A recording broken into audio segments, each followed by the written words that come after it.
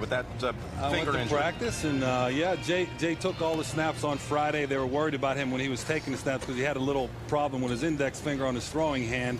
But he feels good. He was throwing well. And I also had a chance to talk to Norv Turner. He's the offensive coordinator for the Miami Dolphins. He said, look for Chris Chambers to have a big day because Kansas City plays a lot of man coverage. They're going to try to get up there and stop Ricky Williams, so Chris Chambers will have a big day. Jay Fiedler, he doesn't have to throw the ball hard because Norv Turner's offense is all about timing. He's just throwing to the space. In a space, my grandma's 79 years old, and she said, baby, you know, I think I could get deep on Kansas City secondary.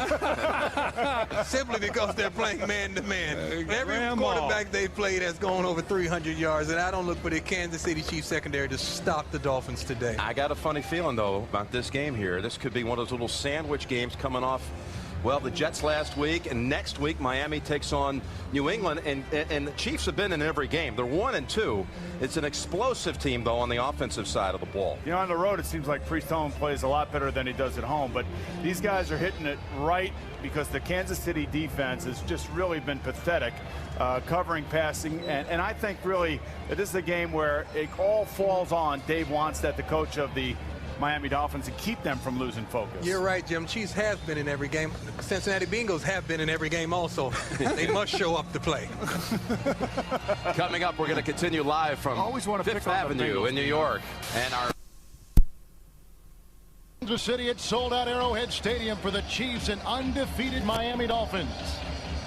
Hi, everyone. Kevin Harlan alongside Randy Cross. What catches your eye heading into today? Well, it's got to be the two running backs. We've got defense. We've got a lot of things here. But the two running backs out of the University of Texas, the Longhorns, the teammates, number 1 and 2 in the NFL, they bring different things to their team. First, Priest Holmes running the ball well, but leads a real class to this team and this organization. Ricky Williams, on the other hand, Jimmy Johnson came to Miami, wanted a running game. Dave Wanstead wanted a running game. They finally have a running game in South Florida.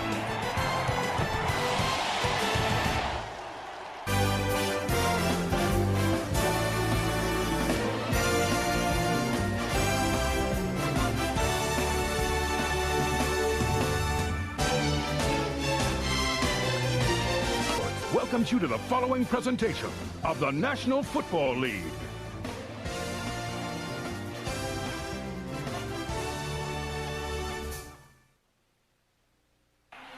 Over the years, football fans have watched Ricky Williams blossom from high school standout to Heisman Trophy winner.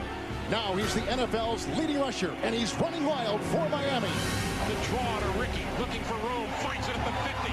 Ricky to the 45, Ricky to the 40, brings another tackle. There he goes. Bye-bye.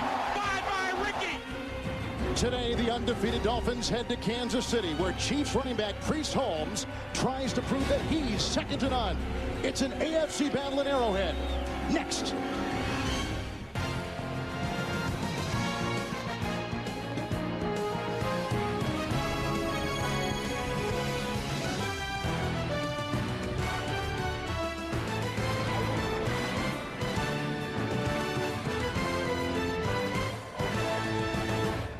The Miami Dolphins, one of 6 unbeaten teams coming into today in the NFL with Randy Cross, Kevin Harlan. Can they stay unbeaten? Well, Kevin, we know it's such a game of emotion. Last week, Miami plays the Jets. Next week, they play the Patriots. A sandwich game. It's up to the veterans, not the coach, the veterans of the Dolphins to bring what they've brought the last 3 weeks and continue this run in the hardest stadium to play in when you're in this kind of game. This is an emotional place, and the Chiefs feed off it. All right, so the Kansas City Chiefs take on the Miami Dolphins. The kickoff is next here on CBS. He ran for 151 yards in a 30-3 win over the Jets. The Saints traded Williams, but they played surprisingly well. Rockin' Arrowhead, great day for football. The Miami Dolphins at 3-0. The Kansas City Chiefs at 1-2. Morton Anderson sets to kick off for Kansas City, many years in the NFL. A record holder, and on the left is Albert Johnson, who is out of SMU, a former Rookie of the Year in the Canadian Football League. The Chiefs, the Dolphins, and here we go from Kansas City. And a couple yards deep, Johnson will take it out. A block by Conrad. And he's off to the races, and Barty finally throws him down at the 48-yard line A electric return of 49 yards.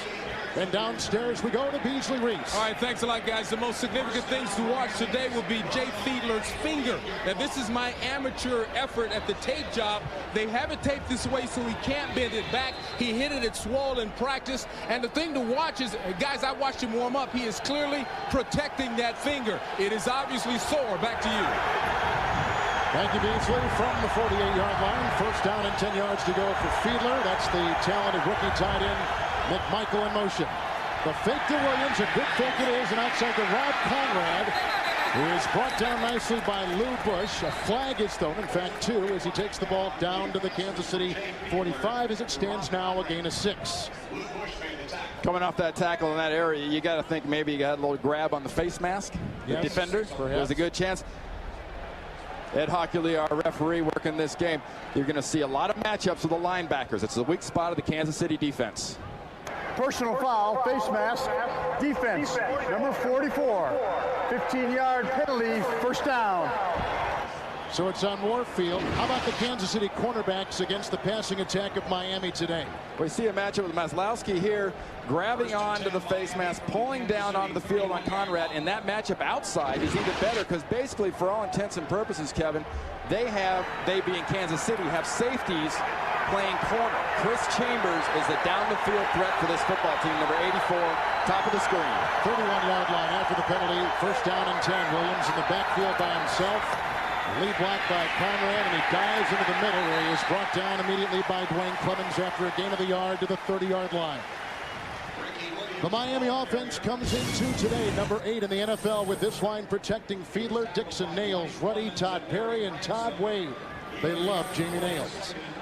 Williams and Conrad in the backfield, Gadsden and Chambers, the wideouts. And the guy that the league is talking about right now, Randy McMichael, the rookie tight end. Norv Turner, the offensive coordinator for the Miami Dolphins, loves to get the ball to the tight end. Very conventional lineups at most times, but he'll find a way to get that guy open. 30-yard line, second down and 9. More play action, good block by Dixon. Screen pass for Ricky Williams. There he gets a block from McMichael, and there he goes. A block from Conrad, and he's down at the 1. A 29-yard gain. Finally brought down by Jason Bells at 29. First and goal to go, Miami. This time last year, playing for the Saints, Ricky Williams at 250 pounds. This is probably a 10 or 12-yard gain. Watch the acceleration and burst right here as he gets by Marfkas Patton, the linebacker. Good blocking in front. He's got that burst. He's got the acceleration. And this is why he's having such a good year. That and the small fact that offensive line gets out in front of him and opens up a nice field of vision for him.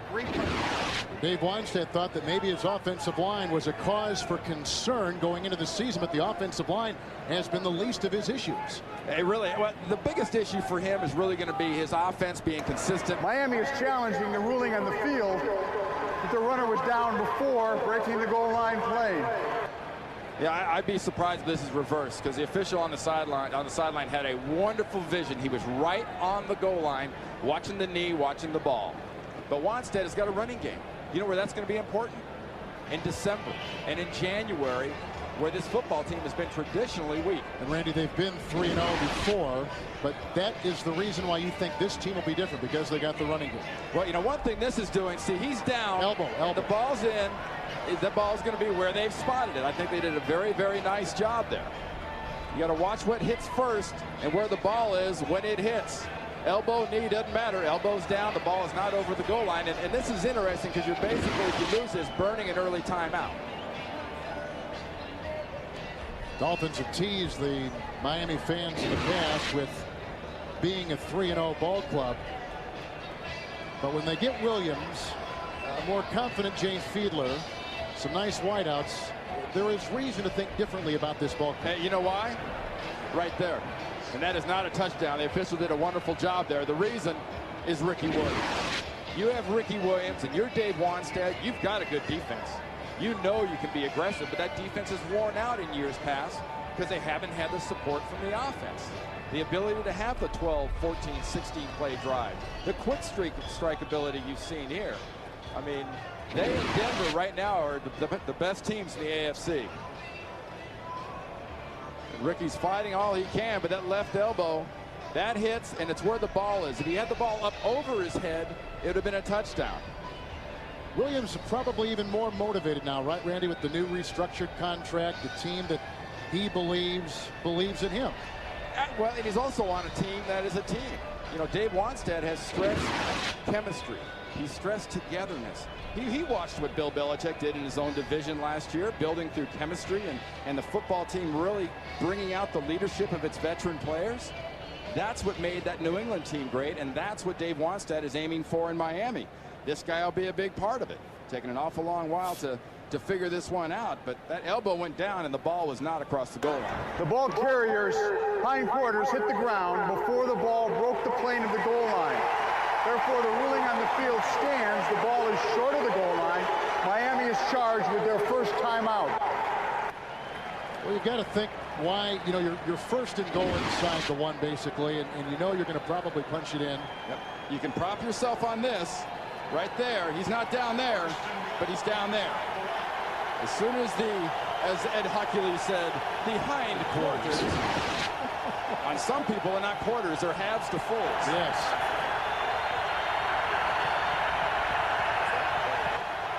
Dion Dyer has come in as a wingback at the top of your screen. Williams in the backfield, first and goal at the 1. It's after the 29-yard pickup and the quarterback sneak, and it's good by Fiedler with his second rushing touchdown of the season. A pretty succinct and efficient Miami drive to start things in Kansas City. And another big difference for the Miami Dolphins this year is Jay Fiedler is even more cemented now as a real leader on this football team. He's one of the veterans who's in charge not only of getting this what looks like very easy touchdown because of the nice blocking up front, but he's in charge of the psyche. He's in charge of the way this team runs. It's not the coaches. It's the veteran players, the Jason Taylors, the Zach Thomases, the Jay Fiedlers. Monte's extra point is in, but as Fiedler won over the fans. Well, you know, he's won over his team. The fans will come. And he comes over the goal line right there to give the Miami Dolphins a quick 7-0 lead. On that last drive, Ricky Williams got a screen pass for 29 yards. The #1 rusher in the NFL sets up a 1-yard touchdown plunge on the quarterback keeper by Fiedler. 7-0 Miami. A look at Dick Vermeil in his second year with the Chiefs in the ensuing kickoff by Monte. At the 5-yard line, Dante Hall, who was one of the legitimate playmakers for the Chiefs, brought down on the play with the flag. Tommy Hendricks got it. It's a 22-yard return. And Hendricks, who won the special teams game ball last week, makes his first stop of today. And this is against Kansas City to start things off on their special teams. Well, Dick Vermeil knows he has an offense. Now he has to have an offense that controls the ball and keeps the other one off the field. By the receiving team, number 55, during the return. 10-yard penalty. Kansas City's ball, first down. You know, Kevin, we talked earlier about Miami. Now they have this running game. What's it mean? Well, it means really to me that by months, if you look at them and break them down, they're fresh. They're early. November, well, they're getting better. December, 19 and 19. January, they went even further down because when you run your team and you don't have a running game, it wears out your defense late in the game, late in the season, you can't hold up. 17-yard line, Trent Green, first and 10, and Priest Holmes in the middle, and then devoured by Larry Chester.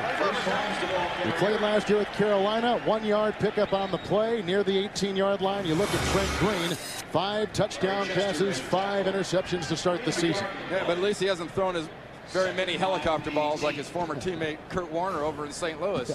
I mean, he doesn't have the zip of a Kurt Warner, but he's a very accurate touch passer. Is he too much touch, too much finesse, not enough speed, velocity? He'll occasionally float one on you. Your first instinct is to yell pull. From the 18-yard line, 2nd down and 9. And this is the fullback, Tony Richardson, grinding for 2 near the 20. Rodgers gets off the pile. Conley was there as well. The offensive line for the Kansas City Chiefs, Roth, the perennial Pro Bowler, and Shields, the right guard, are the 2 guys that have a combined 14 Pro Bowls among them. Holmes and Richardson in the backfield. Kennison and Morton, the wide receivers. And Tony Gonzalez, who's been quiet this season for Coach Dick Vermeil. 3rd down and 7 at the 20-yard line. With Holmes in motion with an empty backfield, a block by Tate. Time for Green. And he throws to Holmes, digging in against Arturo Freeman. And he did acquire the first down. near the 27. Randy, he picks up 8 on 3rd down and 7 to go. Well, Al Saunders is the offensive coordinator here in Kansas City, and you got to give credit to coordinators when you see a matchup like that. Now, speed-wise, it's not a great matchup for Kansas City, but the power of that matchup gave the advantage to Kansas City. So Priest Holmes makes his 17th reception of the season. He leads the team, the Kansas City Chiefs, in receiving. The former undrafted player out of the University of Texas, who at one time played with Williams in that same Longhorn backfield. Vermeil will be the first one to tell you he leads his team, period, I think. End around to Johnny Morton, to make it Henningsen. And Eddie Kennison is out to the 32 and brought down on the play by Aganlier. A gain of 3 up to the 31, 32-yard line. Aganlier on that line with Bowens, Larry Chester, and Jason Taylor, playing with a suspect left knee today. Linebacker Zach Thomas, flanked by Derek Rogers, who's having a very good season, and Moreland Greenwood. In the secondary, the corners Fletcher and Madison. And the hard-hitting safeties Brock Berry and Arturo Freeman. 2nd down, long 6. Sertain will not play, inactive today because of the injury. Outside the 31. And it's Holmes again digging his way, and no gain on the play. Well, they had Taylor there and Moreland Greenwood still at the 32-yard line. And still trying to find it 3rd down and long. Man, what Priest Holmes is going to see today, and he's off to a wonderful start, as you can see here. I mean, the touchdowns, to me, is the huge thing. 7 touchdowns so far. He's been just the offense for Kansas City. But what they have against them on the other side of the ball, power in the middle with Bowens and Chester, and nothing but dead speed from there. You can't go outside. Richardson in, 3rd down and 6 from the 32. Green down the middle, and caught by Gonzalez. He's at the Miami 39-yard line, brought down by Arturo Freeman. It's a gain of 30 yards on the play and a Kansas City 1st down. And this is how you want to see Tony Gonzalez used. Sometimes this football team uses him in a little bit more unconventional ways. You split him out, you have him as a wide receiver, you have him in motion. Put him as a tight end, strike him up the seam, and let him get those matchups as a former basketball player should. You should win those jump balls. He was not a factor last week in New England. That's because of Bill Belichick and that defense smacked him around and kept him out of it, prevented it from being a factor. 38-yard line, 1st and 10. Priest Holmes. Right there in the middle, they had Taylor. Gain of 2 on the play. Taylor makes the tackle for the Dolphins to the 36-yard line, 2nd down. Let's talk about the knee of Taylor. He's got the brace on it today. Not as big a brace as he wore last week when he hurt it against the Jets. Well, in practice it was big. For a game it's going to be smaller. I'll be honest, I looked at that coach's tape. I'm amazed. There's Jason Taylor. I'm amazed that he's able to play. I thought he'd be in surgery. And watch, see that hesitation by Priest Holmes because of Jason Taylor? The little stop, he can't afford to stop. This defense is too quick. 2nd down and 8 from the 36. Across the middle he goes again. This is caught by Dante Hall, who spins on a dime, takes it to the 22, pick up a 14. They're working on Freeman in the secondary. 22 of Miami, another Kansas City 1st down as Hall grabs his 4th reception of the year. There's a lot of talk these days about stocks that are down. If I'm buying players stock right now, I'm buying me a lot of Dante Hall. Dante Hall is a playmaker, former running back. Dick Vermeil told the guy basically at the beginning of the year during the offseason, son, you're going to be a wide receiver. I know you can return kicks, but you make this team, it's going to be as a wide receiver, and he makes big plays. 22-yard line, 1st and 10 after the pickup by Hall. The pitch out to Priest Holmes. And Zach Thomas had a hand on him and finally jumps on his back, and no gain on the play, but Thomas was the initial hit. He's the leading tackler for the Dolphins. It'll be 2nd down and 10. 6 straight 100-yard tackle seasons for Thomas. You see this defense, the way it's held up in these opening drives, but it hasn't seen an offense, especially a Chiefs offense, that's this versatile.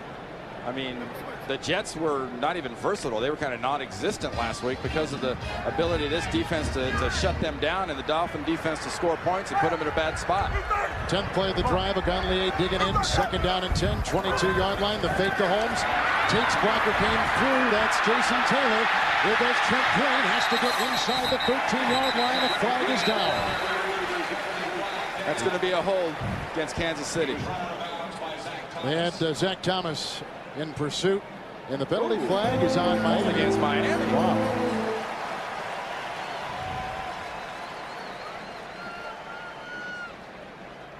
When Jason Taylor came over tape, defense, number 59. 5-yard penalty from the end of the run, automatic first down. That's Derek Rogers as you see the expansion Texans on top. And look at Detroit on top, 10-0 over undefeated New Orleans. Some stories in the NFL coming your way. Hey, you want to talk about how much of a play emotion is in this football game, in our game right now? There's no other reason that Detroit should be ahead like that, because they're terrible. I mean, they're an insult to terrible teams. First down and goal inside the 9. Dolphins score with a Fiedler quarterback keeper. This is the subsequent drive by Kansas City. And Green.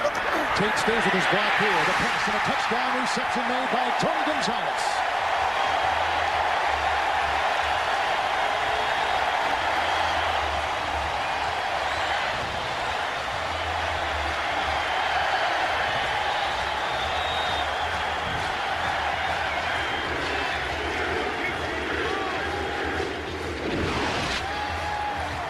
The scorekeeper that runs the scoreboard in this stadium is going to have tendinitis at the end of the day, because we are going to see some serious offense.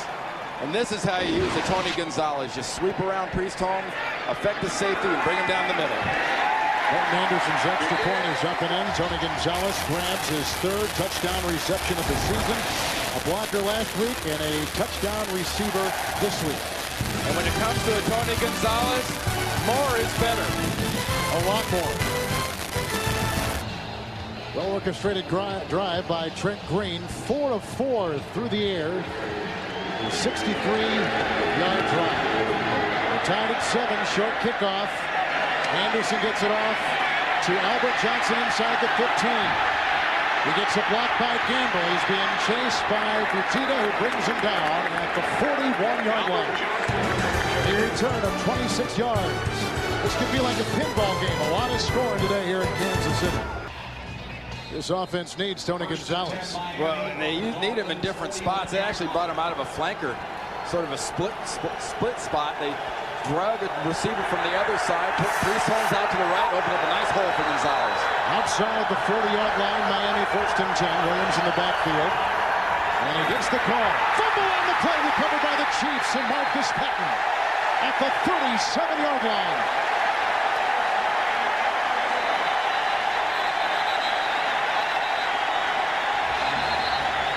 That is something that Dolphins have not done. They come into today #1 in the giveaway takeaway. They had 5 fumbles. They had not lost the ball until that one right there. Look at the penetration up the field by Hicks. Hicks knocks Perry off and just slaps the ball out of Ricky Williams' hand. That looked like an excuse me play. Only Tiki Barber has fumbled more times among NFL running backs than Ricky Williams. Penetration here by Hicks. Slaps the ball out.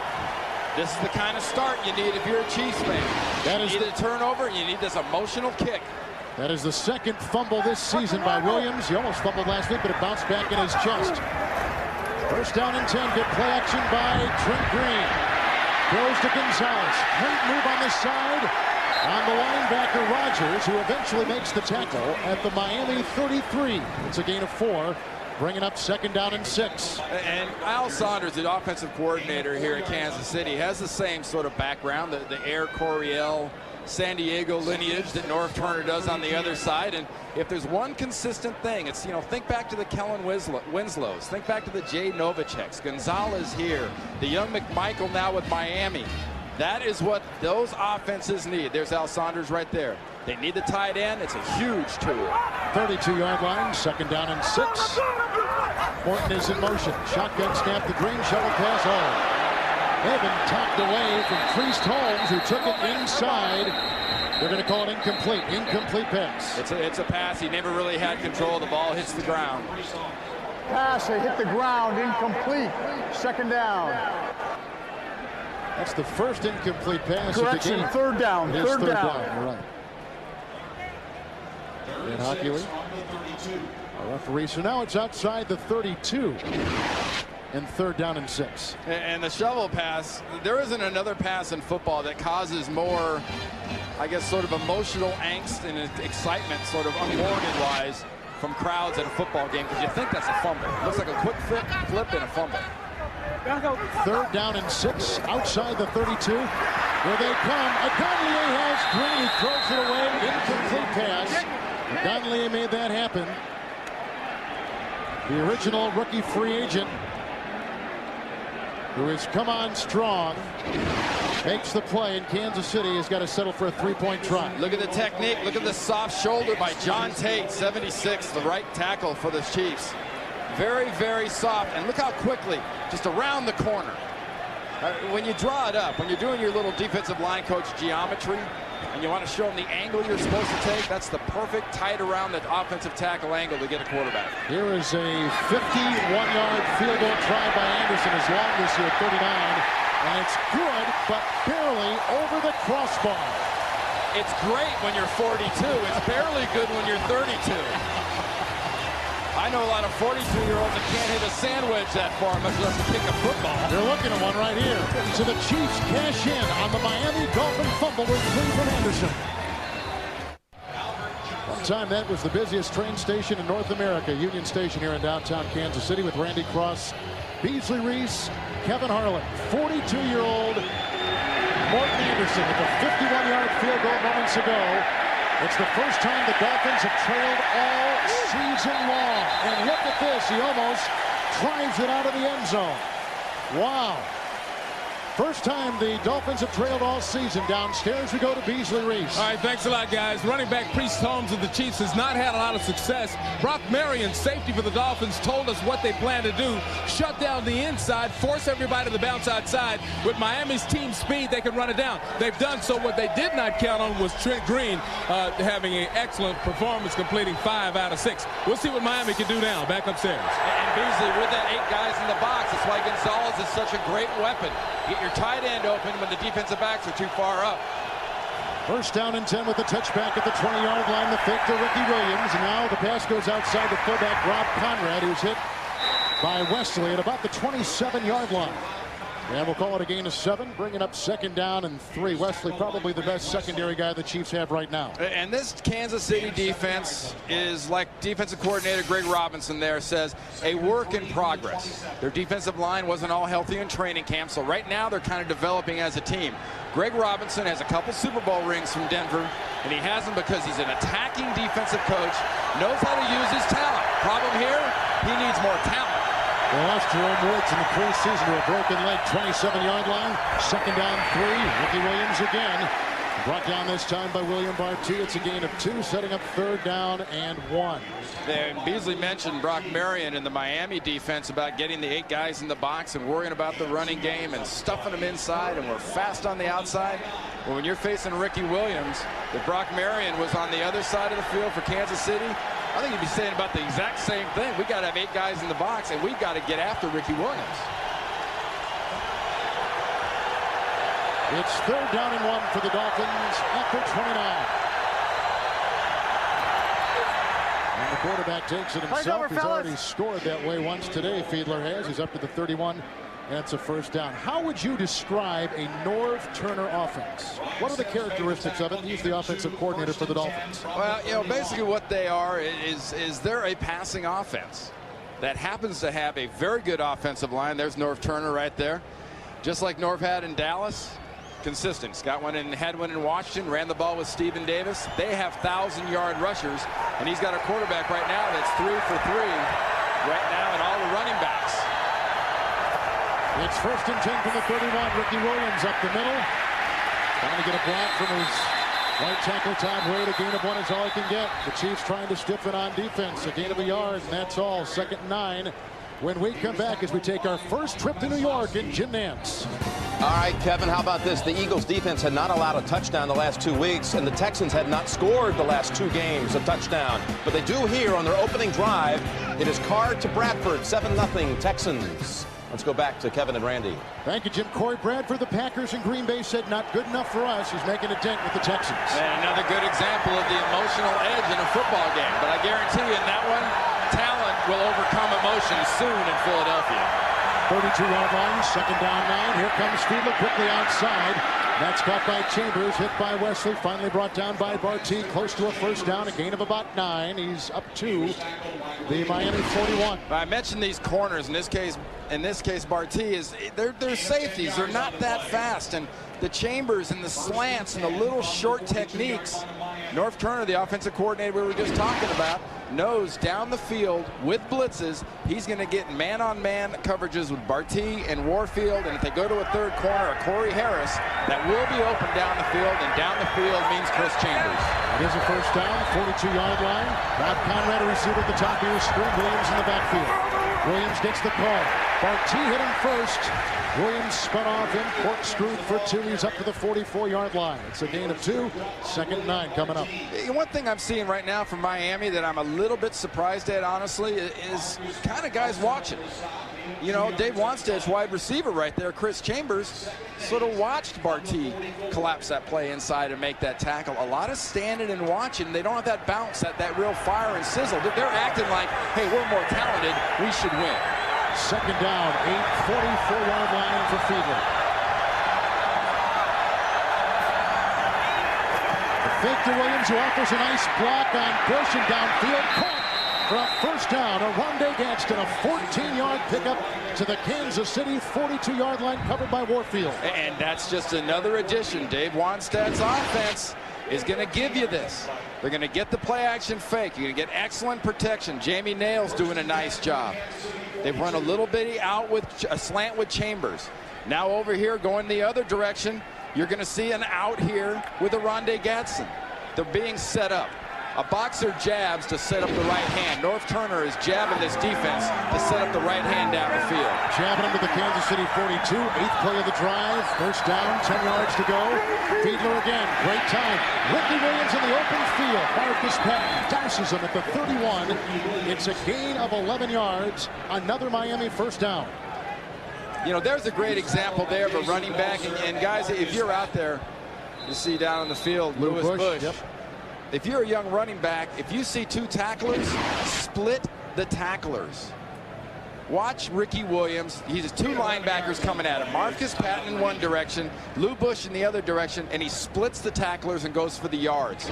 That's a learned experience there. Lou Bush is down. We have an injury timeout at Arrowhead. Kansas City, a lot of offense so far from both Miami and the Chiefs. And Kevin, we opened the game talking about the running backs. Can't wait to see the running backs. So far, both sides of the ball, it's been throwing. They're throwing the ball and getting the matchups they want on the linebackers and safeties. A lot of throwing so far. It's first down, and Fiedler wrapped up and brought down by Marcus Patton. His first sack of the season. Today, playing in his 196th consecutive regular season game, a streak that began back in 1993. He throws Fiedler for a 9-yard loss. There's Marcus Patton right here. Watch about here, his close on the ball. You hear that term a lot out there, folks, and what is it? That's closing on the ball. That's going after the guy with the ball, not being faked out. Marcus Patton, a veteran, really known for his strength and his hitting ability. Not the niftiest linebacker, but he was just nifty enough there. 2nd down, 19 from the 40-yard line. Fiedler looking one way, going the other way. Dumps it off to Ricky Williams, who got a nice block from Chambers. And Williams plowing his way inside the 35. Wesley had him. Warfield got a knock on him at the 34-yard line. A gain of about 5-6 yards on the play. That'll bring up 3rd down, and still a long way to go for Miami. Yeah, I came up in the so-called West Coast offense, and it's very, very popular. It seems like everybody either runs, you know, Dave Wanstead's Norv Turner / San Diego style, or Bill Walsh's West Coast kind of offense. What I think is better about the West Coast, personally, is the quarterback has more safety valves. There's more check downs. There's quick passes over the middle, hit the tight end. Not in this offense, not as much. We're in the 2nd quarter. It's sold out Arrowhead in Kansas City. Jay Fiedler, a 1-yard touchdown plunge on the quarterback keeper, Tony Gonzalez. A touchdown reception, a 51-yard field goal by Morton Anderson. Miami right now in the midst of a 11-play drive, 3rd and 13. Robert Edwards is in the game. Miami at the Kansas City 34. Edwards will go on a pattern. Fiedler throws short, not to Edwards, but rather to James McKnight with his first reception of the season. He picks up 10, and he whittles his way inside the Kansas City 24. And still shy by a couple yards. Exactly. Walk me through this, Kevin. How do you whittle your way when you're running? Is that part of a stride? Is that like is it half a choppy? You inch your way. You chop so wood. Choppy exactly, would be yes. about a 2-foot stride, and a whittle stride would be about a foot. If I had to explain everything, you'd be here all day. 42-yard field goal try by Olindo Mare, and that ties the game at 10. So Kansas City's defense holds Dave Wanstead out of the end zone, but they do tie. They'll take it 2 yards deep and bring it out for the Chiefs. The block by Richie Owens and smothered by Jed Weaver. Hendricks was down there. Wooden. Gallion, 19-yard return. And he is up to about the 17-yard line. Was there yellow on that play? There was on the near side. We're blocked out. It was thrown almost out of the field and on the side. Number 60, Don Willis, who's on that return team, came walking off the field without his helmet, picked it up off the sideline. It's going to be against Dave Wanstead's defense. Personal foul, unnecessary roughness by the kicking team, number 27. Pull the player's helmet off. 15-yard penalty, first down. Arturo Freeman, who is their starting safety, is guilty of the infraction for Miami. And that would be why Donald Willis didn't have a helmet on. The helmets being on and off mean a lot here in Kansas City. Well, Mike Pereira, head of the officials for the NFL, is here today, and I said, anything new, anything exciting? He goes, well, outside of the old throwing the helmet thing in week 1, it's been pretty boring. 31-yard line, empty backfield. 5 receivers deployed for Trent Green. And down for Gonzalez. To the Miami 37-yard line. Zach Thomas and Brock Marion bring him down. That is a season-long 32-yard reception for Tony Gonzalez. Are you familiar, folks, with the term seam? Well, there's the seam down the field, right by that hash mark right there. Tony Gonzalez lines up on the seam, runs down the seam, and splits the defense right down the seam, and Trent Green drops it right exactly where it has to be. That was as good a touch pass as you're going to see. 37-yard line of Miami, 1st and 10 for the Chiefs. And Richardson with his second carry today. Diving over the 35, picking up 3s to the 34 and brought down by Chester. It'll be second down. Take a look at one of the newer additions on the defensive line of Miami. They've bolstered themselves a bit there, and they feel they're better this year there than they were a year ago. Well, they got rid of Darryl Gardner, who, didn't have the best attitude in the world, and they've improved themselves. It was a addition by subtraction theory. But one thing they didn't subtract is Big Tim Bowens, 95. That guy is an all-day man. 34-yard line, flag thrown, 3 down. It's caught. Johnny Morton across the middle. Grabbed by Madison at the 25. It's a gain of 9 as it stands right now on 2nd down and 7. Great snap count by Trent Green. Good inflection, drawing that defense off sides.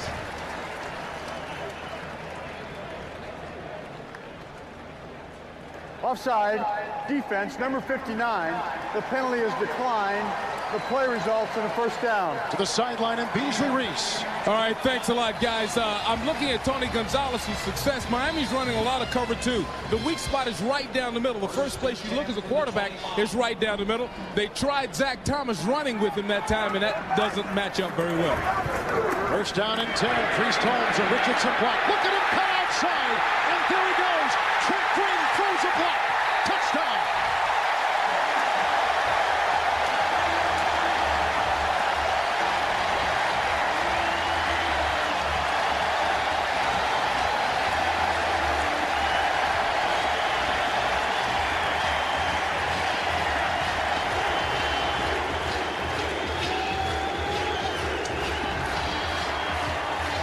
Do you have any idea, Kevin, how much a block like that buys you with your teammates? Watch Trent Green towards the middle, towards the end of the play, but look at the vision of Priest Holmes. Keith Rowan, the tight end coach, told me before the game, he's got the most unbelievable vision. There's the block by Trent Green. He can put that one in the bank with his boys in the locker room. But look at that. Go left again.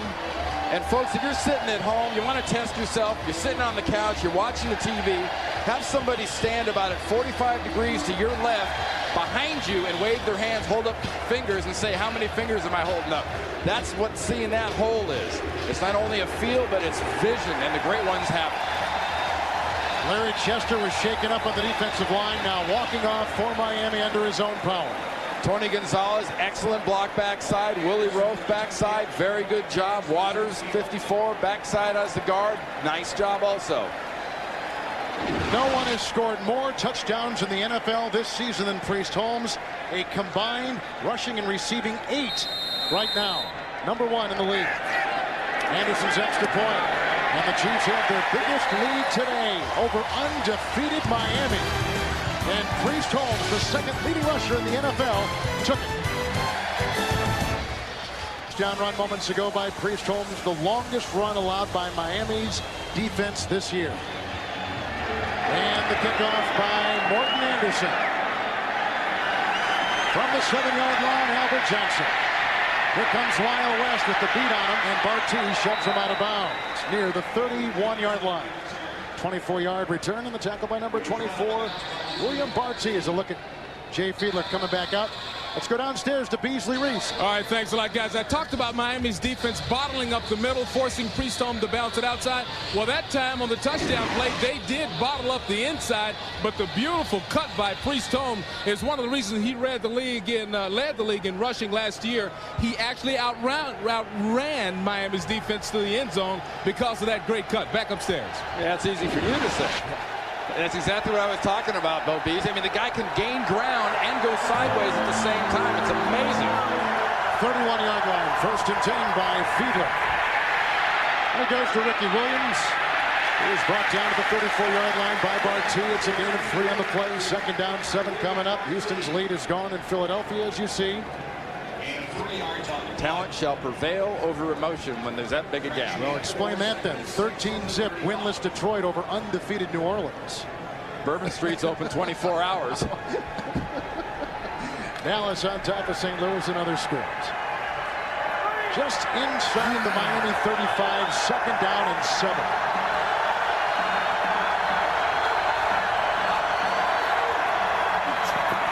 Ricky Williams gobbled up by Downing. And a fumble on the play. It's his 2nd of the day. And the Chiefs have recovered for a 2nd time. Unless they say he was down. No signal yet. There was nobody blowing a whistle and pointing at the ground. That was a fumble. And like we said, the 2nd today and the 3rd in as many weeks for Ricky Williams.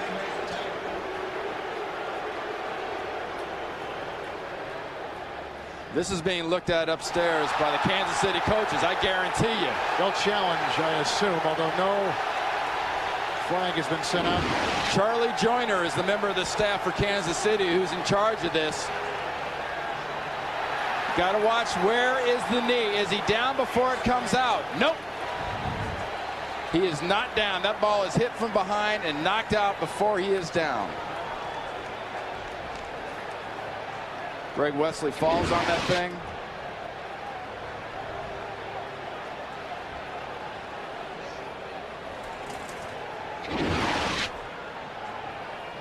The blow will come in from this direction. Ball's fine. Should be down by contact, though. Right there. I don't think he's down. I don't think the legs are down. But I'm sure that's what they're thinking now, down by contact, if that's the case. The ruling on the field was that the runner was down before the ball came loose. The result of the play is a 1st down. Well, yeah, he's mellowed, hasn't he, folks? My old college coach, Dick Vermeil, he still has that sparkle in his eye and that intensity when you talk to him. You know he might have mellowed a little bit, but not that much. Jay Fiedler, 9 of 9, passing today. Scored a touchdown on a quarterback sneak. 41-yard line, 1st and 10. The fake to Williams, there goes a flag. Stop that play in mid-motion. Before the ball was snapped, ball start, offense, number 82. 5-yard penalty, it's still 1st down. Jamie Nails, who has incredible upside on that offensive line from Miami, called right there. That's the penalty situation you see. Well, there's a credible upside on this ball player because down below, especially down below that 66, there's a lot less of Jamie Nails. He was 390 pounds. He talks about how at the end of a game his knees and ankles were numb when he was at Buffalo. Couldn't get out of bed on Mondays. I'm surprised he'd get out of bed Monday through Saturday. the heck of a play on Sunday. He's down a bunch, about 60 pounds. And boy, can he move well. They love him here. 1st and 15 from the 36. Chased on the play by Owens, the former Dolphin, as Fiedler almost throws it away. Richie Owens was on the heels. The pass intended for Gadsden. Incomplete pass. His first incompletion today. Let's go to New York and Jim Nantz. All right, thank you, Kevin. The Eagles are in. It's McNabb to Staley, and Staley dives in from a yard out. 10-7 Eagles, minute and a half into the second quarter. Let's go back to Kevin and Randy.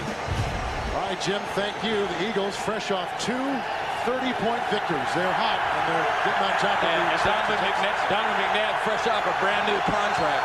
$122 million. I'd say put up. Second down, 15-36. Fiedler with time, throws downfield, intercepted by Warfield. It went through the hands of Chambers.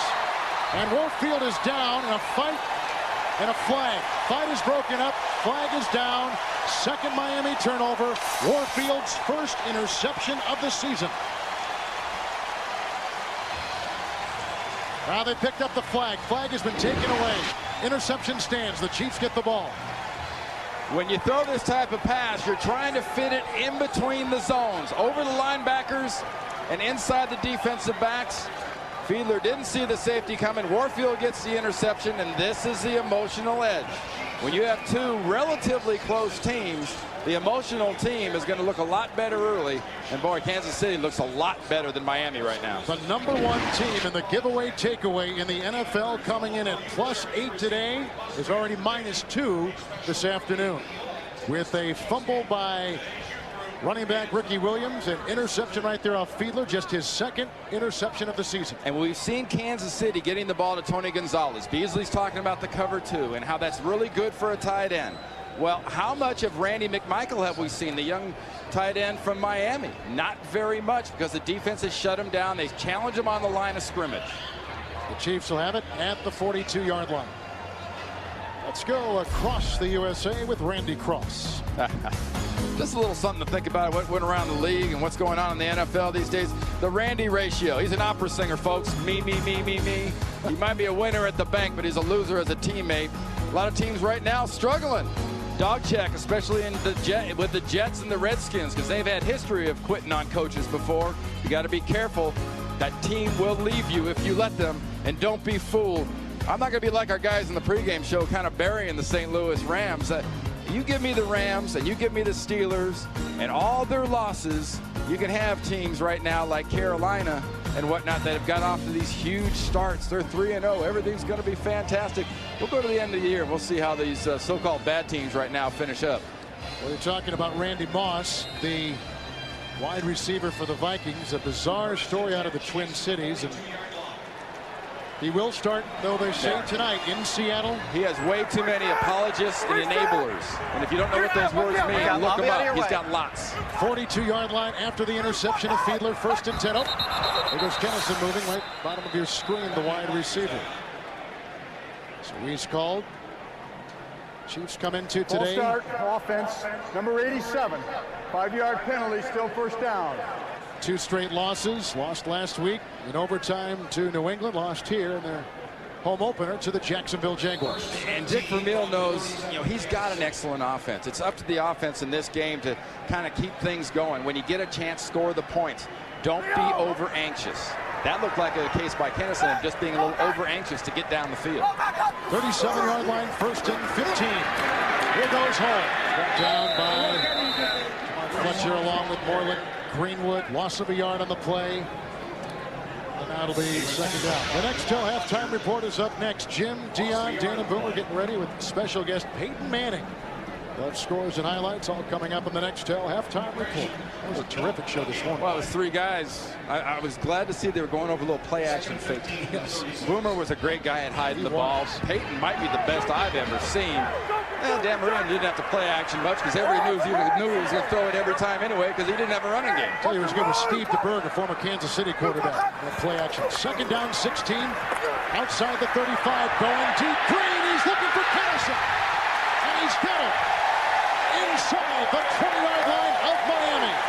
And that's against Jamar Fletcher, the 2nd-year player, their top pick last year. Patrick Surtain out of the game. And when you get a chance, take a shot. Is this fancy? No. Are these great moves? No. This is smoke. Fletcher never takes his eyes off him. The problem for the Miami Dolphins is he was pulling away from him as he was watching him. Fingertip catch. That is the kind of ball Trent Green will throw. Very, very catchable when it gets there at a long distance. Might not be a zipper. Might float a little, but it's accurate. 46-yard gain. 18-yard line. 1st and 10. Green. And throws it away. Flags all over the field. The pressure from Bowens. Tim Bowens. They almost tackled Tony Gonzalez down about 7 yards down the field. And Jason Taylor was there as well. Bowens and Taylor smothered Green. And the hobbling Green, the result of that sandwich they got from those two big defensive linemen for Miami. And that's the reality of dealing with a Tony Gonzalez as a tight end. He gets down that field and kind of settles over the ball, trying to give Trent Green somewhere to go with the ball. And defensive backs have got to grab him. Linebackers want to grab him because they don't want him running away from him.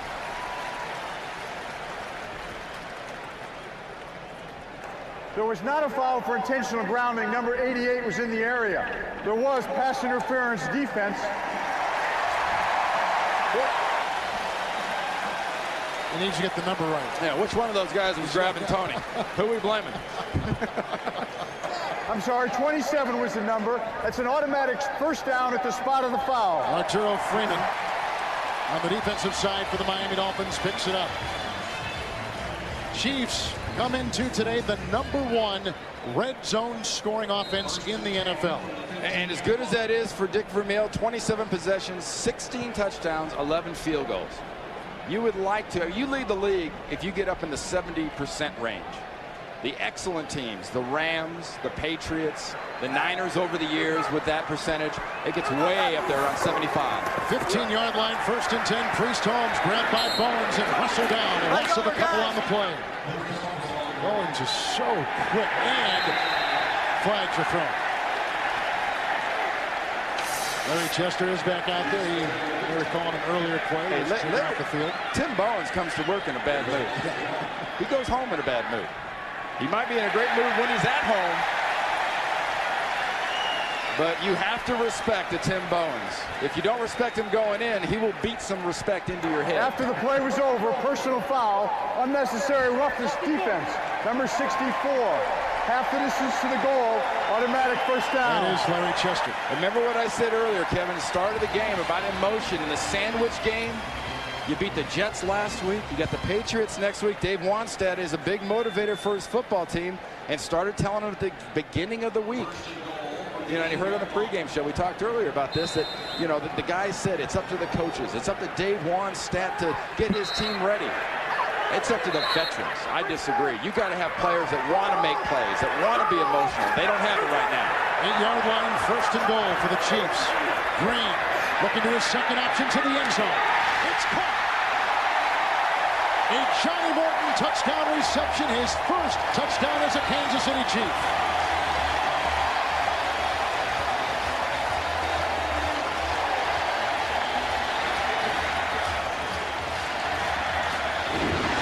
We were in Denver last week where Brian Griese takes a lot of grief because, you know, he's not this or he's not that. And Trent Green has taken a lot of grief here in Kansas City for having a soft arm and not being the best quarterback in the whole deal. They could do better. Find me somebody that's going to thread it better than that. Touchdown pass down to Kennison. Trent Green's got it going on today. Kansas City has scored every time they've had the ball today. And the Chiefs and Johnny Morton cash in on the interception of Jay Fiedler with an 8-yard touchdown pass. Now we'll see if Miami can come from this far from behind. They've not done it all season long. They trail 24-10. Johnny Morton phoning home. He said, just got a touchdown for the Chiefs, 24-10. The Chiefs. What about Miami's offense now as we readjust? They've not been in this position all season long. I think what we're seeing is a greedy football team. I think coming in, they got to this position by running the ball. Jay Fiedler's got 12 passes. They only have 8 runs. Yeah, the mentality seems to be we got stuff down the field. We can get the ball to our receivers. Well, you know, the reason you got the ball to receivers so well weeks 1 through 3 was Ricky Williams was softening up the defense. This is not a very soft defense right now because they're not running the ball as much. Anderson's kickoff Albert Johnson deep back, and from the 9-yard line. Finds a seam. Fujita got him as he was coming through that flank. Omar easy there as well. 27-yard return. Inside the Nelson Atkins Museum here in Kansas City, one of the world-renowned museums. Well, you must have some big people here. That's a how tall is that net? All right, Miami takes over again. Decent beginning field position, 36-yard line, trailing 24-10. It's Ricky Williams. Ransom was there along with Eric Hicks, a gain of a couple on the play. Williams today, 7 carries, 9 yards. They spot this ball outside the 37. And we talked about the running game, Kevin. If you have to point at a group, I don't think you point at Norv Turner or Wannstedt or Ricky Williams or Jay Fiedler. The offensive line of the Miami Dolphins, if this team won't have attitude and it won't have that kind of mean-spiritedness and bounce and emotion, it's up to this offensive line up front of Ricky Williams to make the difference. Where's McMichael, the rookie tight end? He's getting stoned at the line. They're not letting him off. 38-yard line. Second down 8. Fiedler. He's chased by Clemens, who may have gotten a hand on the pass. It's an incomplete pass. It'll be 3rd down and 8 as Dallas continues to lead over the St. Louis Rams, the winless St. Louis Rams. And look what Jacksonville, who was off last week and last game, played in Kansas City and beat them, and Buffalo on top of Chicago. You talked about St. Louis is losing this game today. I heard him talk about it on the pregame show. Boomer says it's the offensive line, which I'd expect any quarterback to say. Kurt Warner looks different.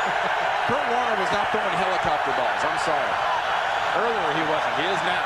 38-yard line. 3rd down and 8. Williams out. Edwards in the backfield. Fiedler going deep and looking downfield. Broken up beautifully. Warfield got in the way of Chambers. What a defensive play by Eric Warfield, playing today with a sore left calf. And it's 3 and out for Fiedler in the Miami offense as Warfield has great coverage on Chambers. This is open. Throw it out in front of him, a little flatter. The ball comes in there as on a big arc, and that gives Warfield that time to catch up. But that's the play down the field going in. I think Norv Turner and Jay Fiedler in this offense knew they had deep down with Chambers. Mark Royals to punt. High and hanging, and Dante Hall looks into the sun, and he fumbles the ball, and Craig Gamble was right there and smothers Hall, who smothers the ball after the 49-yard boot. All right, our NFL.com poll. Which rookie has made the biggest impact thus far of the season? We got one of the great names right there, Randy McMichael in the middle. Who do you think? All of them. Yeah. It's too early. I mean, like Randy McMichael, I talked about an analogy with Tony Gonzalez. I said, where are you right now? He goes, well, I'm only 3 games in, so I'm not going to brag on myself too much. And 3 games in, you've had a 100-yard game out of Portis, big sacks out of Peppers, big catches out of McMichael. Davis has done well. Branch has had fired in New England. All those guys have done something great. 14-yard line after the Miami punt. 1st down and 10. Fake end around, and it goes to Holmes. Here is brought down in the middle after a meager gain of a yard. And they had Moreland Greenwood in the middle. And the ball's near the 15-yard line. The Chiefs have taken 2 Miami turnovers and converted those turnovers into 10 points, thus leading 24-10. And the key to me is right here, 3-1. You're not kicking field goals when you get your shots and you get your chances, especially when you're a big underdog, when people say you're not quite as good, when you're the sandwich in a sandwich game, you've got to find a way to use that emotion to your favor. 2nd down 9, shy of the 15. Holmes outside and devoured by Rodgers, and a loss on the play of 2. Throws him back to about the 13-yard line. Well, remember the cutback. The cutback is a good play because the cutback happens 4 or 5 yards as you move up the field. Priest Holmes will not do business against Derek Rodgers and this Miami defense going laterally because there's nothing to be had. They're taught to bounce the ball to the sideline, funnel the ball to the sideline and the cornerbacks. Now 3rd and 11. 13-yard line. He's in the gun. Outside it goes. It's caught on the screen pass by Holmes. Lead block by Wakeman. He's out to the 15, well shy of the 1st down. Had to get near the 25 in Kansas City like Denver before them. Rather by Miami before them. He's got to punt the ball with about 6.5 remaining here in the 2nd quarter from sold-out Arrowhead. That's the one direction, too, you saw on that play, 93. Ogunleye came in there and made that tackle from behind. All the blockers are out front. Everything's happened. That's speed and that's hustle breaking that play down. Dan Straczynski, 37-year-old punter, who's known a fair number of teams, is set to boot this inside his 5. Albert Johnson is deep out. Aiming for the sideline. That's where it goes. Well, coming into today, we told you there were 6 undefeated teams in the NFL. Miami, one of them. Well, what makes you a hot commodity? Very, very good talent in a lot of cases, and chemistry. Chemistry right now is huge right here with Carolina and San Diego. When you have the other side of the ball, what makes you a cold commodity? Lack of chemistry, lack of emotion, and in a lot of cases, lack of talent. Here's the poster child right now for lack of talent. That'd be the Detroit Lions. And Minnesota, well, Minnesota's Minnesota. Good beginning field position. 43-yard line, 1st and 10 for Fiedler. Williams in the backfield. Rob Conrad is in motion. Ricky Williams, a Conrad block. He breaks a tackle from Tajay Allen and stiff-arms his way inside the Chiefs' 30-yard line into Belzer and out of bounds at about the 27-yard line. And Belzer came up there after that contact with Ricky Williams, holding his right side of his lower back. And he's not the one that should be holding the right side of his lower back. It ought to be right there. Wesley meets him in the hole, says, see you later, bye. And here's a 20 pounds lighter Miami Dolphin running back Ricky Williams. He has the power in the hole, and he's at 230 pounds, able to accelerate afterwards. This is the meanness. This is the nastiness and the emotion this football team needs. Timeout. Wesley, one of a couple Chiefs who missed that initial hit on Ricky Williams, is trying to knock the cobwebs loose. 1st and 10 from the 27.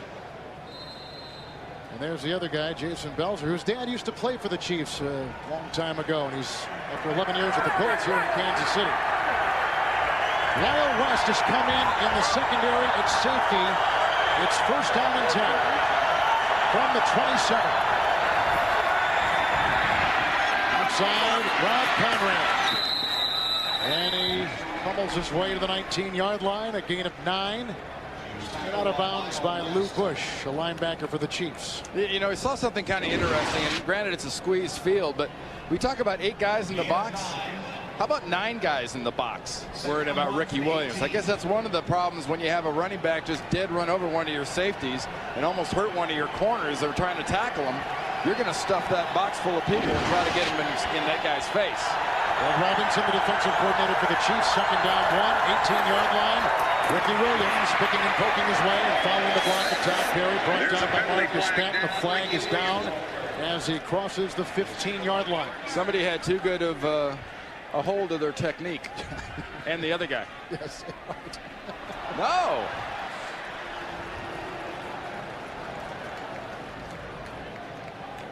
Holding, defense, number 92.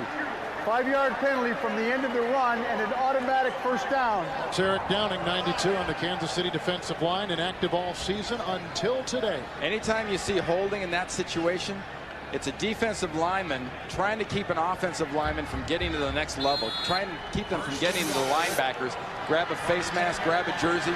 It is highly unusual. You saw it in the Super Bowl 2 years ago when the New York Giants were called for holding by a defensive lineman. It just does not happen very often. Fiedler under the center, Tim Ruddy. 1st and goal inside the 10. A fake to Williams, a good block by Wade, and a bubble pass attempt to Randy McMichael. Incomplete. That's the first time they've gone to the rookie tight end today. Belzer was covering, 2nd down goal inside the 10. And the difference we've seen just in that one pass is Miami's trying to get the ball to McMichael sort of going sideways, and Dave Wanstadt's defense has seen Tony Gonzalez getting the ball going up the field, going vertically, getting up the field instead of going horizontal. 2nd down goal inside the 10.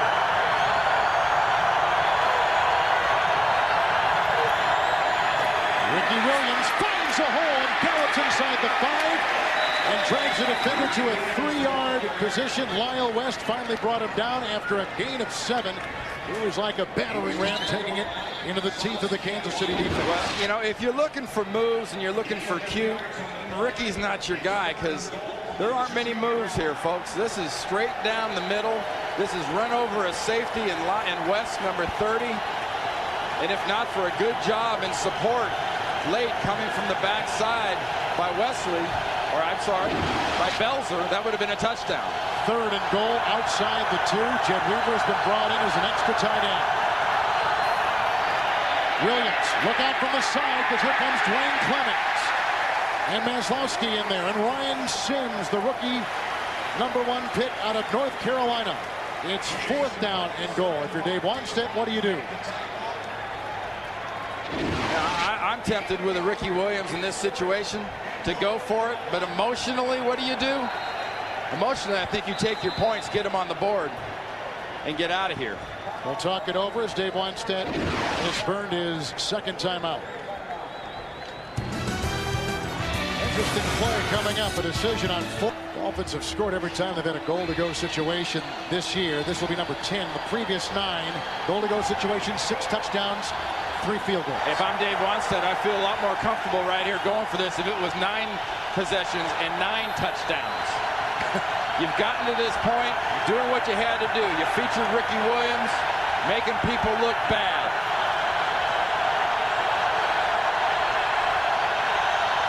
Marcus Spriggs is on that line. 4th and goal at the 2. The fake, and Fiedler to the end zone. And caught for a touchdown. And a flag is thrown. Jed Weaver, his first reception of the season. If it holds. If it holds. Pass interference, offense, number 82. The penalty is declined. First down.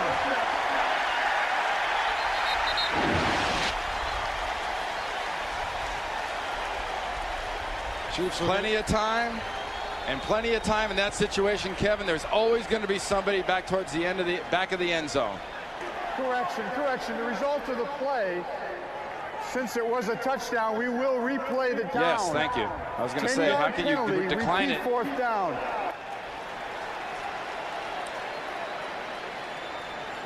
And the penalty actually was called on Weaver in the back of the end zone, getting a push. Maslowski there, the linebacker, was the pushee. Weaver was the pusher. Well, how important is this for Wanstead and Miami just before halftime? It's gigantic to take the chance of doing it, and when you do it, you get your touchdown, but you get a penalty. I mean, you're going to get points here with Linda Mara. You've got to think about 99.9% of the time from this part of the field. Linda Mara has missed a 28-yard field goal this year, and from 31. This is from 29. Good snap by Perry. Good hold by Royals, and it's up and in. So Miami gets 3 out of it when they needed 6. I was going over my rule book there for a second when I saw our referee Ed Hockley say interference, pushing, 82 offense, plays decline. Why would you decline that? Well, more sad news for the NFL. It seems like every week we are mourning the loss of another great name, and this is a guy that I know that had an effect on your career both in college and pro. Mike Webster, the great Hall of Fame center for the Chiefs and for the Pittsburgh Steelers. Hey, we shared an offensive line coach, one of the great ones, and Dan Radakovich, who coached that great Steelers offensive line, and it just has to give pause to players across this country that have ever played this game at this level. That, you know, at 50 years old, you know, that a guy would die at 50 years old, and so much of it can be directly traced back to his career in the NFL. There's something the Players Association has to be aware of and address, and I think there's something that the league has to be aware of and address, because this is not an isolated case. No franchise trying to help a former player and a former coach in the Kansas City Chiefs franchise, and Carl Peterson. They've offered him money and places to live, jobs. They had him as an assistant coach for 6 months, but his personal life was off kilter. His finances were in despair, but nonetheless, When you think of him now, you think of the greatness on the field, the incredible success, the Hall of Fame career, and the influence on former linemen and centers like yourself. Here's the kickoff after Monte's 29-yard field goal. Dante Hall at the 6-yard line for Kansas City. Drilled by Sean Wood. And Tommy Hendricks there as well. At about the 22-yard line, a return of 19 yards. As Hendricks can't hit you. Well, we got the two top running backs in the NFL in the stadium today, and they both played on the same team in '96. Hey, talk about a different type of path to where you're at right now. Ricky Williams gets himself a big bonus, Heisman Trophy winner. Priest Holmes has been one of those guys. He's been a pick and shovel football player. Ricky Williams was given, and he's earned it, and he's great, but Priest Holmes has earned every little single yard and foot he's ever gotten in this league. Fake handoff, fake end around on 1st and 10, down the sideline, and looking for Johnny Morton, incomplete. It'll be 2nd and 10. If you're Jim Bates, the Miami defensive coordinator, how do you handle Trent Green today? I think you have to make him start thinking and doubting. You've got to get hits on Trent Green when they're in obvious passing situations, because it's been proven in the past he will put the ball up there where your guys can get at it. But if he's able to stand back, hand off the ball, use play action, dink and dunk, and move it the way he's doing it right now, you will not rattle him. 2nd down 10 from the 25. Here they come, and there goes Holmes, grabbed by O'Donnell. A fumble on the play, and picked up by Uguilier, unless they've blown it dead. I heard no whistle. I heard no whistle either. I hear it now.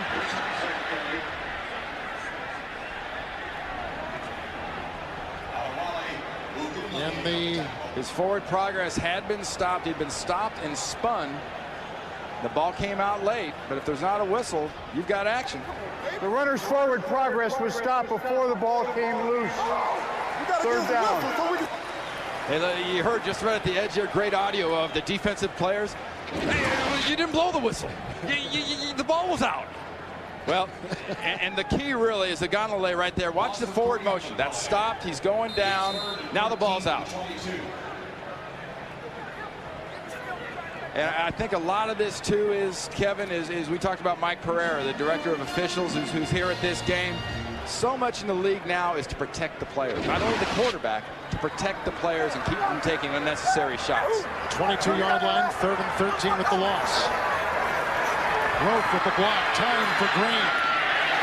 Incomplete. Looking for Dante Hall and across to the 35. Incomplete. 4th down. Gamble covering. Well, quarterbacks have been taking a lot of heat for their team's losses this year. This week, Phil Simms sets the record straight and says when a team loses, it's not always because of the quarterback. Read what else Phil has to say at NFL.com or America Online. Enter keyword NFL.com. You get too much credit and you get too much blame. If you get too much credit, you can't get enough blame. Well said. Second consecutive 3 and out for the Chiefs. Straczynski's inside the 10. He'll punt this ball for Kansas City. Albert Johnson is back inside the 35. Good rush. Hunter goes down. No yellow on the play, and out of bounds it goes near the 45-yard line. And Miami again will get great beginning field position. Straczynski still down, but again, no yellow. And Hockey was right there watching every step, every hit. He's holding that lower left leg. That's his plant leg as a right-footed kicker. 34-yard punt. Straczynski is down. Watch the left leg. Plant, kick, roll in. He actually got kicked in the back of the leg by his own player. Number 30, Lyle West, kind of kicked him with the heel, right in the shin. The backup is Morton Anderson, who's also the kicker. Oh, at 42, how much more are you asking out of this guy? Hey, you know what? He could kick another 5 or 6 years. He's as a dual? Yeah, he can do it both. He's done it before. 21 years out of Michigan State. That great career he had that started in Atlanta. Right. You know, Michigan State, known as the Great Dane. Yep. Just an amazing kicker. His longevity and the way he conditions himself. You know, he lives in Atlanta still in the offseason, and he's just one of those guys. Guys like this play this long for a reason. You know, guys like Jack Rudney, who was a great center here in Kansas City, played that long for a reason. Jackie Slater in LA played that long for a reason. Takes unbelievably good care of himself and has the same kind of strength in the leg now. You saw that kickoff he had, almost kicked it out of the end zone. This is a developing story for the Chiefs, as Straczynski, and as Randy accurately says, that left foot, left leg is his plant leg. Well, you're winning your fantasy matchup. Get real-time scores and stats for your fantasy team at CBSSportsline.com. Or on AOL, enter keyword CBS Sportsline. By the way, in addition to being the punter, Straczynski is also the holder for Anderson. And the backup holder, in case Straczynski goes out, is Todd Collins, who is the second-team quarterback. Well, Miami's got some work to do here. 2:44 to play in the first half and a timeout in the pocket of Jay Fiedler. Hey, don't feel too happy about yourself if you're Kansas City's defense. You've done a nice job. Your offense has come through a lot. But Miami's very capable of putting a quick 7 up here on you. 44-yard line, first down and 10. Fiedler. Outside he goes. Chambers. And Brandon brought down by Warfield at about the 43-yard line. Pick up a 13, a Miami first down. And if you're going to see a quick 7 out of Miami, and if you're the defense of Kansas City, if you have any questions as to who will put up quick 7, that's the guy right there, Chris Chambers. Because of the speed, he gets the respect. Warfield playing off, just forces him up and stops and turns. That's one of those patterns that I don't think enough players and people around the league really appreciate the timing that goes into that chemistry between the quarterback and the receiver. Well, there's a lot there. 43-yard line, first down and 10. He throws the ball, caught by McMichael for his first catch today. And the rookie tight end out of Georgia takes a couple with him on his back to the 30-yard line to pick up a 13. And now Miami will watch the 2-minute warning descend upon them. Stopping the clock, and they're on the move, and they trail 24-13 in Kansas City. On the Kansas City punters, Straczynski down there, and Kevin Harlan alongside Randy Cross. Pretty important drive coming up for Miami. It's pretty important. More important for Kansas City. You've done all this work for so far in this first half. You can waste a lot of it right here with letting this football team get away and let them get into the end zone. Miami has a little bounce and a little swagger to them right now. They got a little history behind them too, and you can see inside 2 minutes, first and 10, 30-yard line for Jay Fiedler. Nice time to the sideline, caught by Oronde Gadsden, grabbed by both Warfield and Marcus Patton. It's a gain of 14 yards. He's to the 16-yard line. Now the key for Dave Wanstad's football team is finishing the deal. Just close the deal here, and the deal is closed with a touchdown. They held you to a field goal on the last possession. You got great running out of Ricky Williams, but you got a penalty that made you kick a field goal. Close the deal with 6. 16-yard line, first and 10 for Fiedler. A fake to Williams. And then the pass to Ricky with Marcus Patton on the trail. No gain on the play. Back to the line of scrimmage. Back to the 16-yard line. It'll be second down. You got a chance here. I'm going to use it's kind of a strange term, so sort of stay with me, Kev. This is either going to be an oh yeah score, which is a field goal for Kansas City, or an uh-oh score for Kansas City. Because if Miami gets 6 here, for all the confidence and everything else in the Chiefs, there'll be a team kind of, uh-oh, here come the Dolphins. Second down and 10, 16-yard line. Dolphins have a timeout. T-Frick Ward is in. Outside, Ricky Williams gets the one-handed pass. Skip arms his way into Barty. Stops the clock. Running out of bounds at about the 12 or 13-yard line. And on the play, he picks up 4. Roughing the passer against Miami. Oh. Against Kansas City. Kansas City, I mean, yeah. Exactly. That's a uh-oh personal penalty. Foul, roughing the passer. Defense number 99. A blow with the elbow to the quarterback's head. 15 yards, half the distance to the goal, first down. Right defensive end, Dwayne Clemens. Now, I mentioned earlier about the NFL is going to take care of players, make sure they're not exposed to unnecessary hits. Oh. Well, he could have followed through with an elbow to get a penalty. You're going to do it. That's, well, you know, if you hit the quarterback and your arm gets high, you're going to run the risk of doing that. I'm not going to call that a bad mistake, a stupid mistake. That's just something they're going to call, and you got to be aware of that. Inside the 7, shy of the 6, first and goal for Miami. One timeout, 40 seconds to play in the half. Fiedler to Chambers, the catch, and out of bounds. That's the headlinesman, Mark Hittner, who makes the call on the side. Incomplete. Second down and goal. 36 seconds to play in the second quarter. And Greg Robinson, the defensive coordinator of Kansas City, knows who the problem guy is. Problem guy is the outside receiver, Chris Chambers. That's a heck of a catch. Ball, but he lands out of bounds. So often you see crossing patterns come out of those bunch formations. Nice pass, nice touch. No good, only in Canada. Robert Edwards is in. Second down, goal at the 6. First carry by Robert Edwards, weaving his way inside the 5 and digging his way to the 1. Tackled by Peck.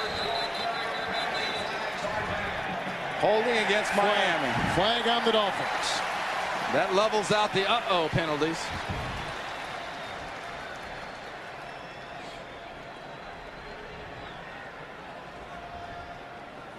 Holding, offense, number 81. 10-yard penalty, repeat, second down. A rookie. The rookie, Randy McMichael. You know, sometimes, we don't see it too often when you get big penalties back-to-back like this, and it's not a case of it being, you know, you're a basketball guy. You just sort of make good sometimes. You get a call that's kind of touchy on one side. In basketball, they'll call something on somebody else. Second down and goal at the 16. Find Chambers if you're Kansas City. And Fiedler goes underneath. It goes to Robert Edwards. Getting the beat on him is Maslowski. And powers him out of bounds at about the 13-yard line. Clock at 22 seconds. Dolphins again with that timeout. A gain of 5 on the play. Nice job by Greg Robinson's defense from Kansas City of taking things away down the field. They're not even getting anything back into the end zone. They're making him dump the ball off short. As bad as tackling is in the NFL, some part of you wants to say, well, how bad is dumping it short because so many guys aren't tackling well. But right now, Kansas City is doing a great job at tackling, especially Maslowski on that last play. Inside the 12, third down and goal. The shotgun snap by Ruddy. Here comes the rush, and the pass is caught. A gain of 4 on the play to Dedrick Ward. He's at the Kansas City 7. The clock continues to tick. The Dolphins have a timeout. Fiedler's going to sit there and tell him when he wants the clock stopped. And they'll try for the field goal. And this is pretty good for Miami, but it's real good for Kansas City. This is the oh yeah score if they get a field goal. You don't mind giving them 3 in this shot. Nextel halftime report. Getting ready and organized in New York for you, Jim, Dion, Dan, Boomer, and special guest Peyton Manning. Scores and highlights a very roller coaster day in the NFL. Teams that weren't supposed to win are winning, like right here in Kansas City. Coming up next on the Nextel halftime report. And if you're Jake Vermeil and you're going in at halftime right here, you've really got a great positive. You've got everything you've done in the first half, and now your defense has stopped them. Your defensive coordinator, Greg Robinson, there standing next to you, is taking a lot of heat. The defense has taken a lot of heat, but today they've gotten a couple big turnovers, and in these situations when they had to stop them, they've managed to stop them. 25-yard drive by Orlando Mata.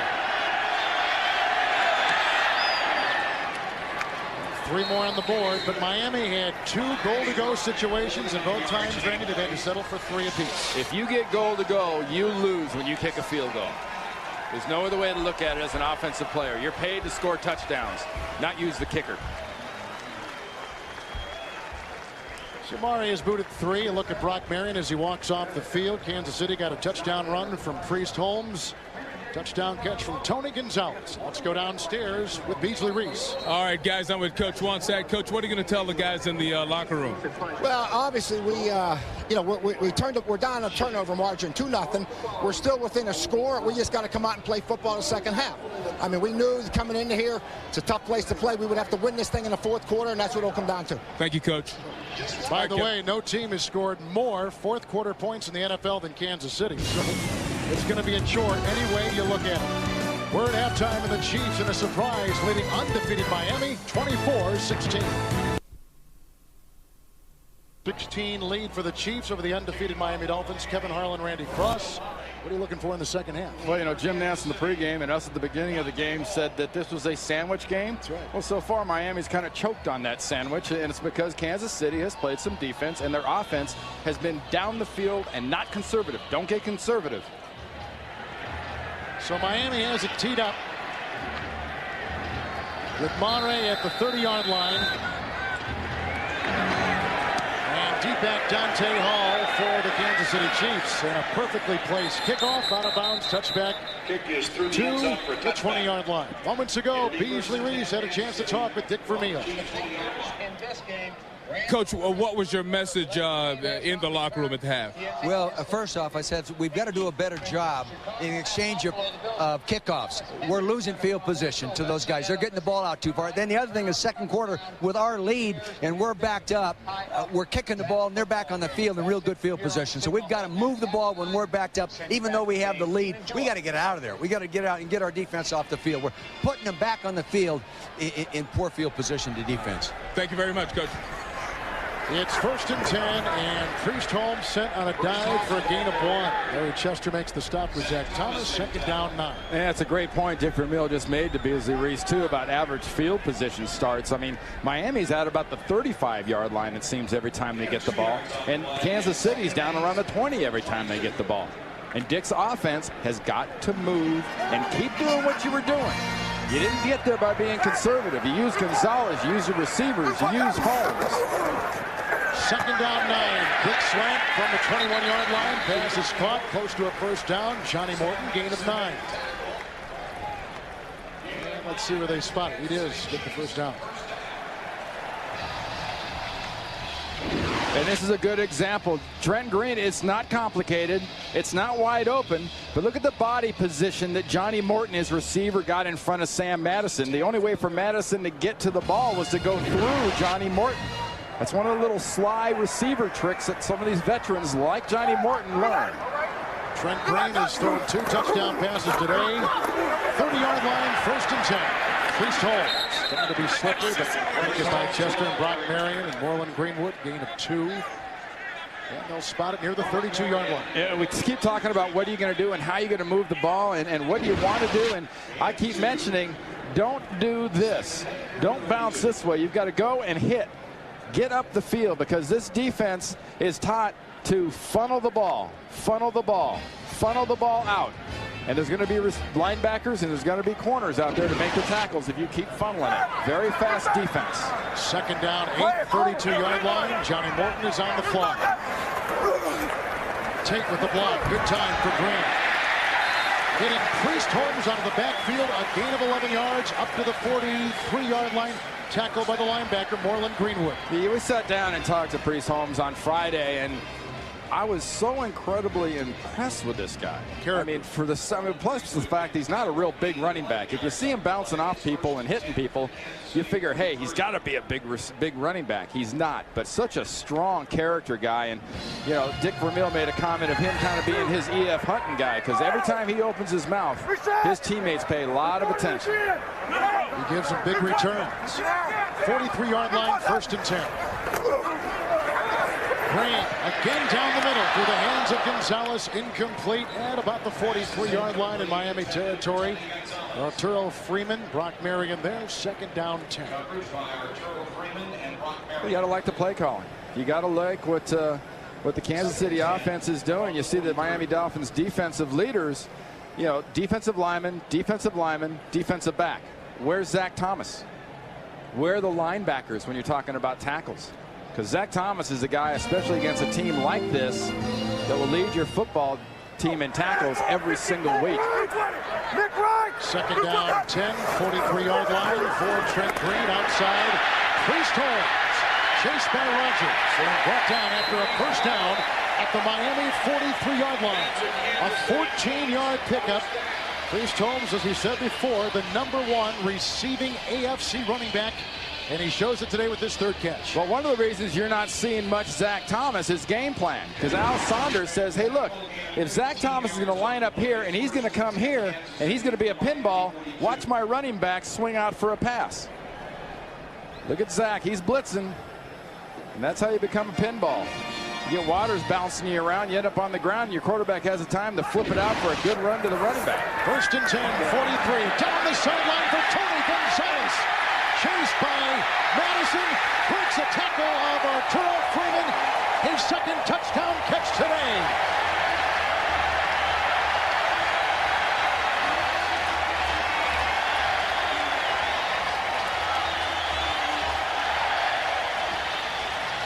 Kevin, they didn't get conservative. Dick Vermeil's offensive coordinator, Al Saunders, kept that dog wide open.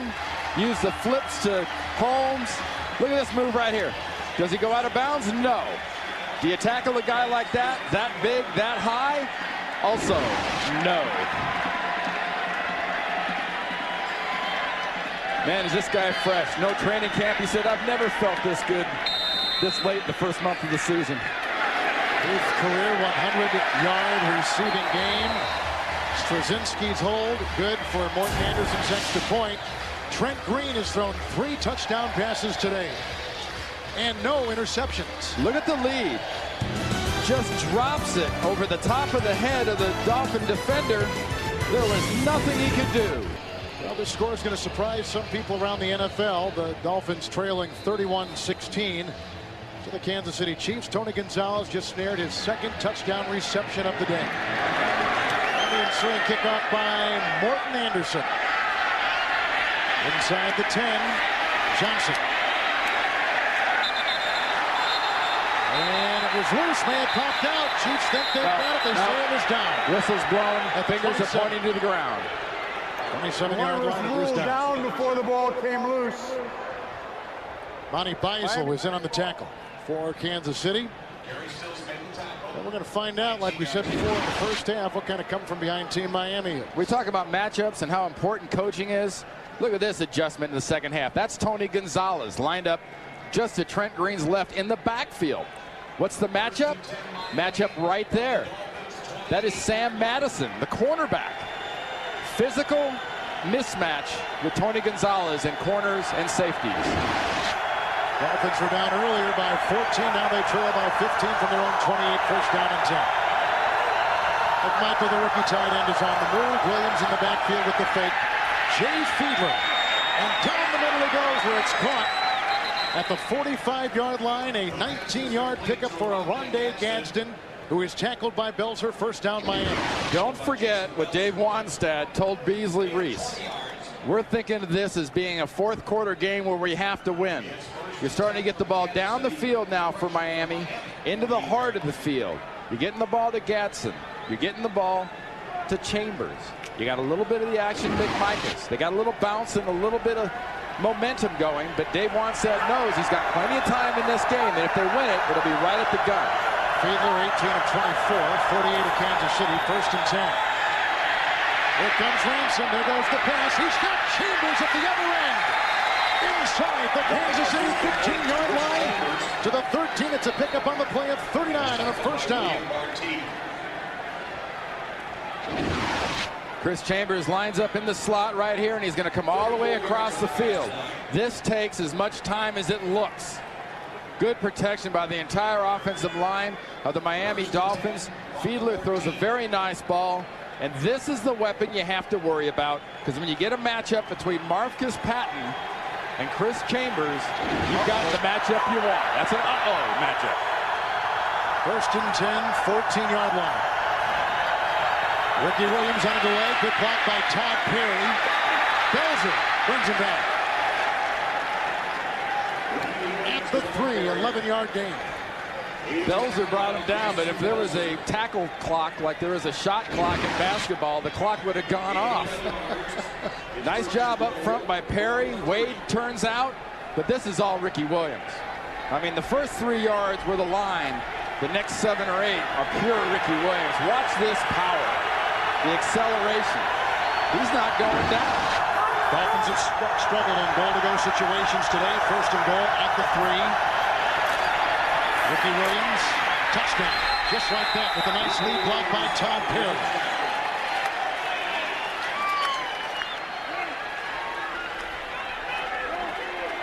Dave Wanstad made the point yesterday to us, Kevin, that it's amazing when a player like Ricky Williams makes a play, it lifts the entire team. And here's 2 pure want-to runs by Ricky Williams. He wasn't going to be tackled on the last one. And what kind of a chance do you think any of these players on the Kansas City side on the defense have of getting them? You're not going to come in from the side and tackle Ricky Williams when he's got that head of steam and that want-to working. Williams gets his 4th rushing touchdown of the season. Mane extra point is up and in. And Miami cuts the Kansas City lead 31-23. Ricky Williams against the Miami Dolphins, back in business. And Arrowhead, Kansas City, 31-23, the Chiefs. Dante Hall dropping it at the 4. At the sideline and safely out of bounds. Sean Wooden drove him out at about the 17-yard line. 16-yard return.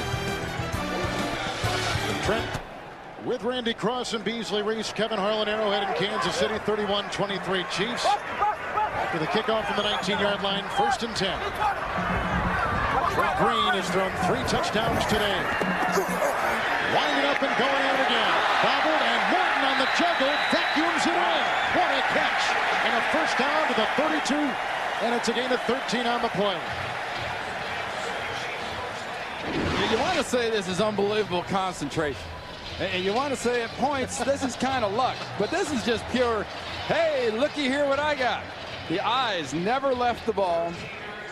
Morton, as he's rolling over, the pass, the protection, everything's good. Watch Johnny Morton's eyes in his head.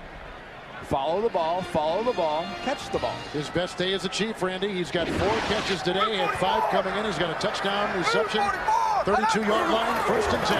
The fake to Richardson, the pitch to Holmes. Jason Taylor didn't bite, flag is down. They've been going to Jason Taylor a lot today running the ball. And, you know, they talked about rotating and keeping Jason Taylor fresh with that left knee that's been hurting. They've run right at him, and you know what? They haven't got a whole lot done over there either. The brace on. He has a second-degree MCL sprain. Number 8, he was moving forward at the snap.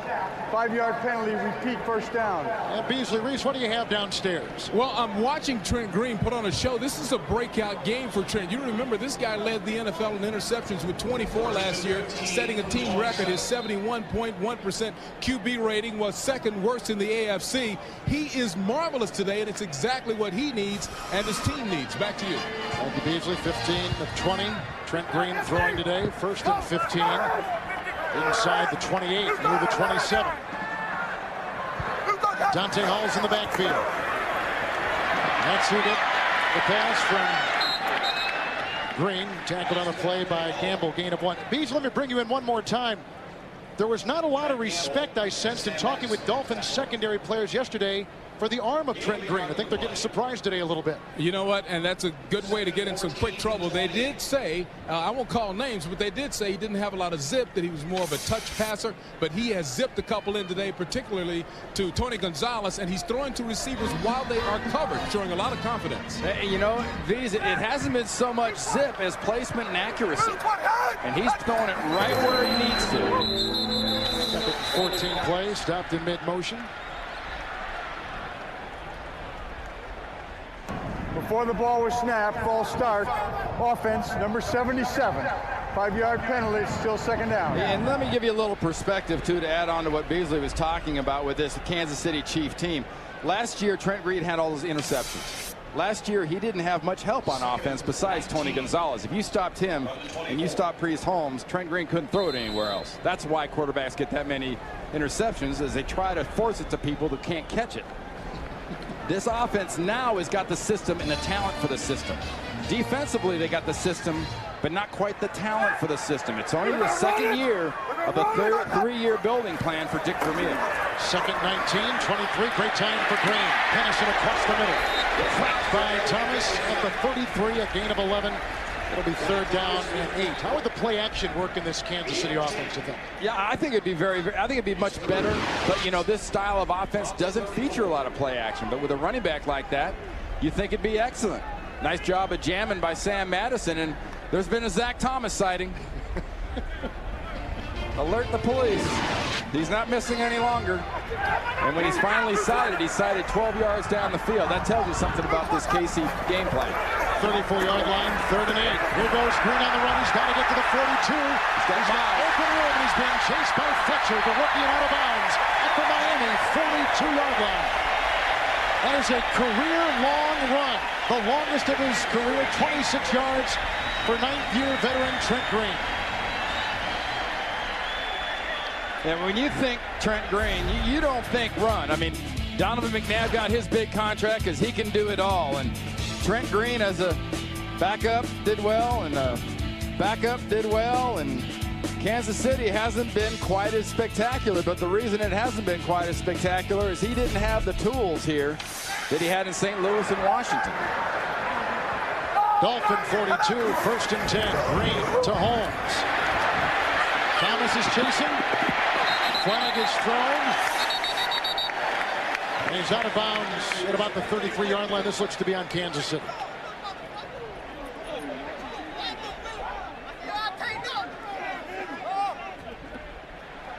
Holding is the call.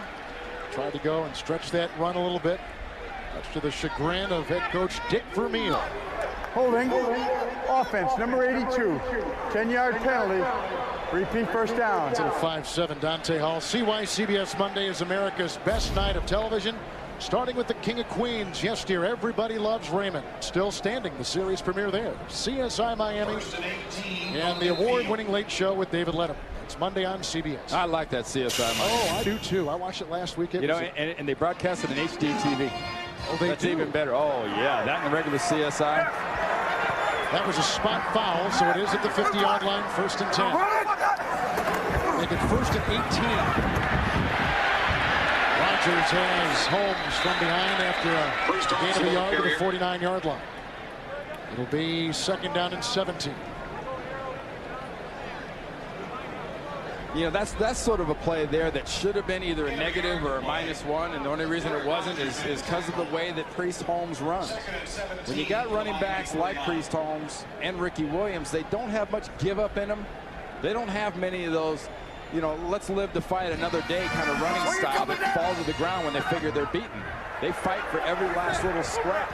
2nd down, 17, Miami's 49. Here comes Taylor. Here goes Green. Oh, and some contact.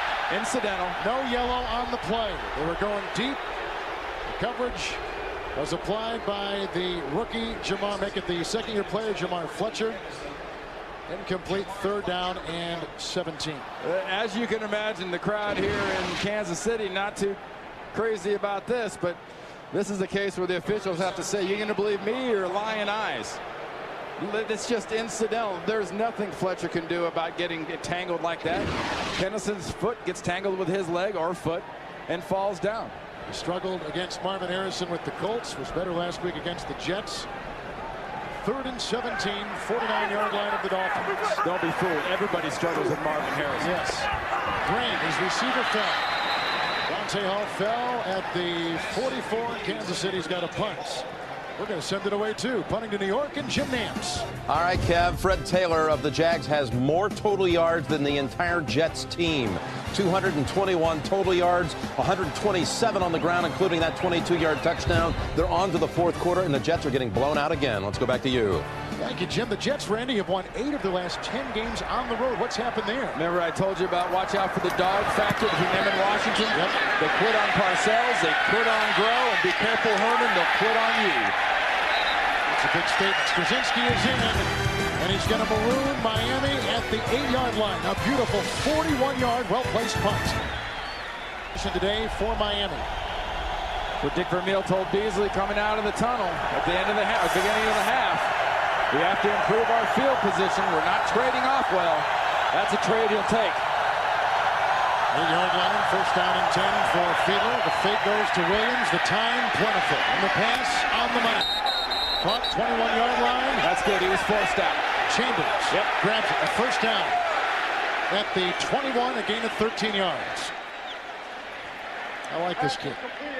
First out of bounds by Rule. That's a complete pass. He has 4 receptions for 74 yards today. You want to talk about upside? Chris Chambers has as much upside as any young receiver we have in the NFL. Watch him catch the ball. Would have come down in bounds. Crowd doesn't like it, but wouldn't expect him to. Would have come down in bounds, but Warfield forces him out. Excellent call by the officials who were right on the spot. 21-yard line, 1st down and 10 yards to go for the Dolphins. Ricky Williams stood up and belted. Right off the bat, Marcus Patton, gain of 1 at the 22-yard line. 2nd down and 9. You know, it's really eerie how much this Kansas City Chief team reminds me of a team I played on earlier in my career. When Bill Walsh and Montana first got together, it was around 1980 or so. We were one of the top 10 offenses in the league, but our defense could hardly stop anybody. So the pressure is not so much on the defense of Kansas City, it's more on the offense of Kansas City to keep producing and matching the points that Miami's going to score. Near the 22, 2nd down and 10. Fiedler, great time by that offensive line. Now chase, now throws. Incomplete. He had plenty of time to throw, just no one could get open, so the secondary did a pretty good job for the Chiefs. Oh, an excellent job. But look what Ricky Williams has done today is he's obliterated tackles. I wouldn't even call that on Wesley breaking a tackle. That's eliminating a tackle. And when you're tackled, just don't be tackled. Hey, Ricky will smack you. Ricky will come at you. And if you're going to tackle Ricky Williams, you had better have help. 3rd down and 10. Outside the 21, shy of the 22, Fiedler. He's hit as he throws, downfield looking for Chambers, double covered, incomplete. They had Barty and Wesley on him. Remember we talked earlier about how do you get into Trent Green's head if you're the Miami defense? Right now, Jay Fiedler is getting after. He's getting after him. They're smacking the quarterback around, and it's just sort of affecting the timing. He overthrew that pass because he knew he had to get rid of it. He had to guess the spot it was going to go to. Fiedler today, 20 of 28. He has thrown a pick to Warfield. Mark Royals to punt. Dante Hall. Great special teams, but McGarrihan can't get him down. Robert Edwards can't get him down. Finally, Travis Minor falls on him. A flag is down. Dante Hall got himself down. Right. I think McGarrihan, as he was going over the top of Dante Hall, might have grabbed his face mask.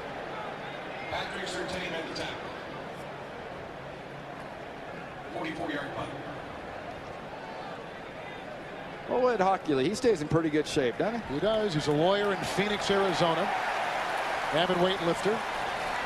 He lifted something. In fact, if you drive downtown Phoenix, it's his name is in the firm. During the return, personal foul, face mask. The kicking team, number 43, 15-yard penalty, 1st down. You know, most officials, the stripe on their shirts go up and down. Hockley's got a kind of muscle thing. They kind of V into the middle. I think he tailors those shirts. He pushes the Chiefs up to the 39-yard line, and it's 1st and 10 after the Miami punt. Holmes in the backfield. There's a block by Whitman, but it doesn't deter Miami, who closes in. Gain of 3 on the play. They had Zach Thomas and Jermaine Haley. First time we've called his name today on that defensive line, making the stop. 41-yard line. It'll be 2nd down and 7. See, this is a little different defense that Miami runs. Look how wide the defensive ends are on the outside. So it really makes the linebackers have to fill these various holes inside. And good execution. This is Dave Wannstedt refers to this as kind of the old college 4-3 with linebackers off the ball. Dante Hall end around on 2nd down and 7 from the 42. He gains 5 near the 47-yard line. And on the play, that's Zach Thomas on the tackle. Congratulations to the Late Show, Emmy winner for Outstanding Variety Series for the 5th year in a row. And you know what? Right now, Kansas City wants to see a gap to get Dante Hall through, and they only need one about as big as the one between David Letterman's front teeth. You could get little Dante Hall right about through there. That's all the gap they need. 3rd down and 2 from the 47. Late in the 3rd quarter. Coming at him again. Green facing the pocket, crumbling, throws outside, and it's caught for a gain of 5. Gamble tackles Hall at the 47-yard line. It's another 1st down. Just a gap like that. Yep. You're looking for that little thing to fit the ball in, and Zappo, you get it to Dante Hall. Look at Dick Vermeil. He loves this young guy because he knows he's got an Oz-Hakeem type tool. A guy that can run, a guy that's quick. He may not be clock fast, but Dick Vermeil knows this guy is a playmaker. He's only 5'7". Yeah, he claims 5'8". Nobody believes 5'7". 1st and 10 outside the Miami 47. Fake to Holmes. There's some play action for you. And it goes to Holmes. Against the linebackers. Gets by Thomas. chased by Rodgers, and belted by Brock Marion and Fletcher downfield. A nice catch and run of 23 yards by Priest Holmes. A first down for the Chiefs at the Miami 23. We talk about how fast this Miami defense is and how hard they react and they run to the ball. Well, one of the things you can get when that happens is you can get a ball to the running back and you can use it against them. See how fast they react? They react on the first break, and Priest Holmes is gone. Folks, a lot of you are watching this game out there. If you're seeing this young man for the first time, they don't need to hand it to him out of the backfield for him to be a weapon. They can throw it to him. They can lateral it to him.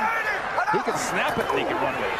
23-yard line, 1st and 10. Nice block by Tate, but that didn't stop the avalanche of defenders. Greenwood out there along with Jay Williams, Zach Thomas, and on the play a loss perhaps of 1, 2, 3 yards, we'll call it, where they spot it now, which is just outside the 25. And one of the reasons that Al Saunders, the offensive coordinator, has to flip the ball to Holmes the way he is, throwing the little check down passes, get him in a screen, is the speed of this Miami defense is so impressive. You watch that last play, it looked like it was fine, and suddenly Zach Thomas and half that defense is attacking it on the outside. The Miami defense built kind of like the old Dallas defense, a lot of speed. And Dave Wannstedt was there. Linebackers are off the ball, big defensive tackles, and speed.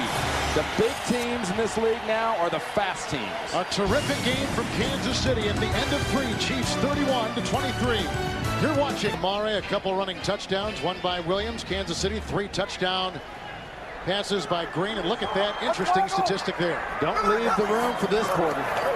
2nd down 12, first play of the 4th quarter. Holmes going outside, gets by Zach Thomas, gets by a host of other Dolphins, and finally he's brought down by Thomas. He gained 3 yards after running for 30. Haley is the one to get him along with Zach. And they're going to spot him at the 22-yard line, where it will be 3rd down and 9. The Priest looks like a dog running on the freeway, and he's got the same cars keep going by him. They keep backing up and coming by him. Well, if he goes left, there's nothing there. Zach goes by him that time. Brock Marion kind of loses him. Don't worry, Brock, he'll be back. Wow. How about Gonzalez? We need to see more of him, huh? Well, 1 catch in the 2nd half, and he was such a big part of this game plan. In this part of the field, this is classic tight end territory going into the red zone. Gonzalez has 2 receptions in the end zone today for touchdowns. 3rd and 9, empty backfield, 22-yard line. Green with time and on the run. He has to get inside the 15-yard line for the first down. And shoved out of play by Fletcher. He's got the first down at the 7-yard line of Miami. 1st and goal, Kansas City on the scramble by Trent Green. You had the empty backfield that you mentioned, Kevin. A lot of teams say that's a blitz down. Nope. Pass, pass rush, pass rush, pass rush.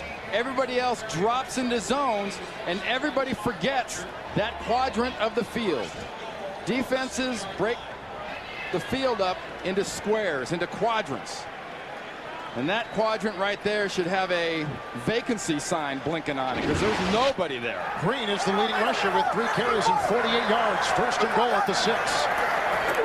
Green looking for his second option to the end zone. Touchdown!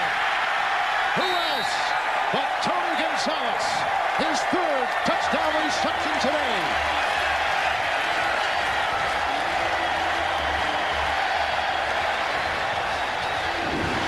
I played with Russ Francis at San Francisco. It was earlier at New England. He was kind of Tony Gonzalez before there was a Tony Gonzalez.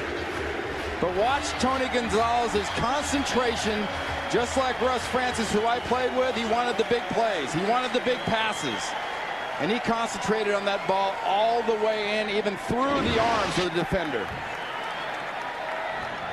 3rd for Tony Gonzalez. That is a career high. Trent Green, 4 touchdown passes and no interceptions. Morton Anderson. All around the NFL, they're looking at scoreboards and they're thinking, what is going on at Arrowhead?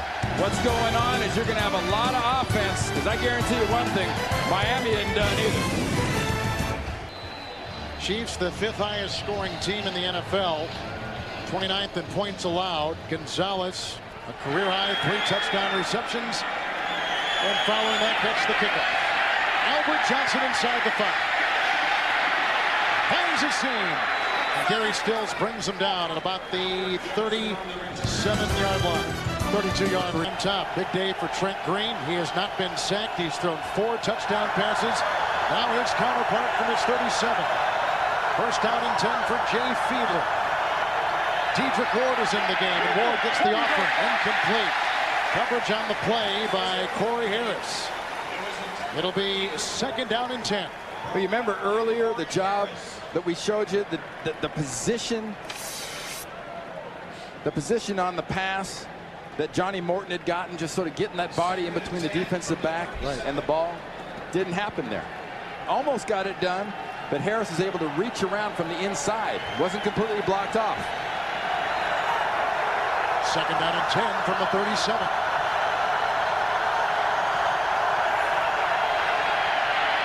Fiedler with the pocket crumbling. Browning had him. The flag is down. That is the second sack today by Miami. If it holds, Eric Hicks got him on the second shot. And Mark Dixon, a very good left tackle for Miami, is down and holding a leg. A knee to be exact.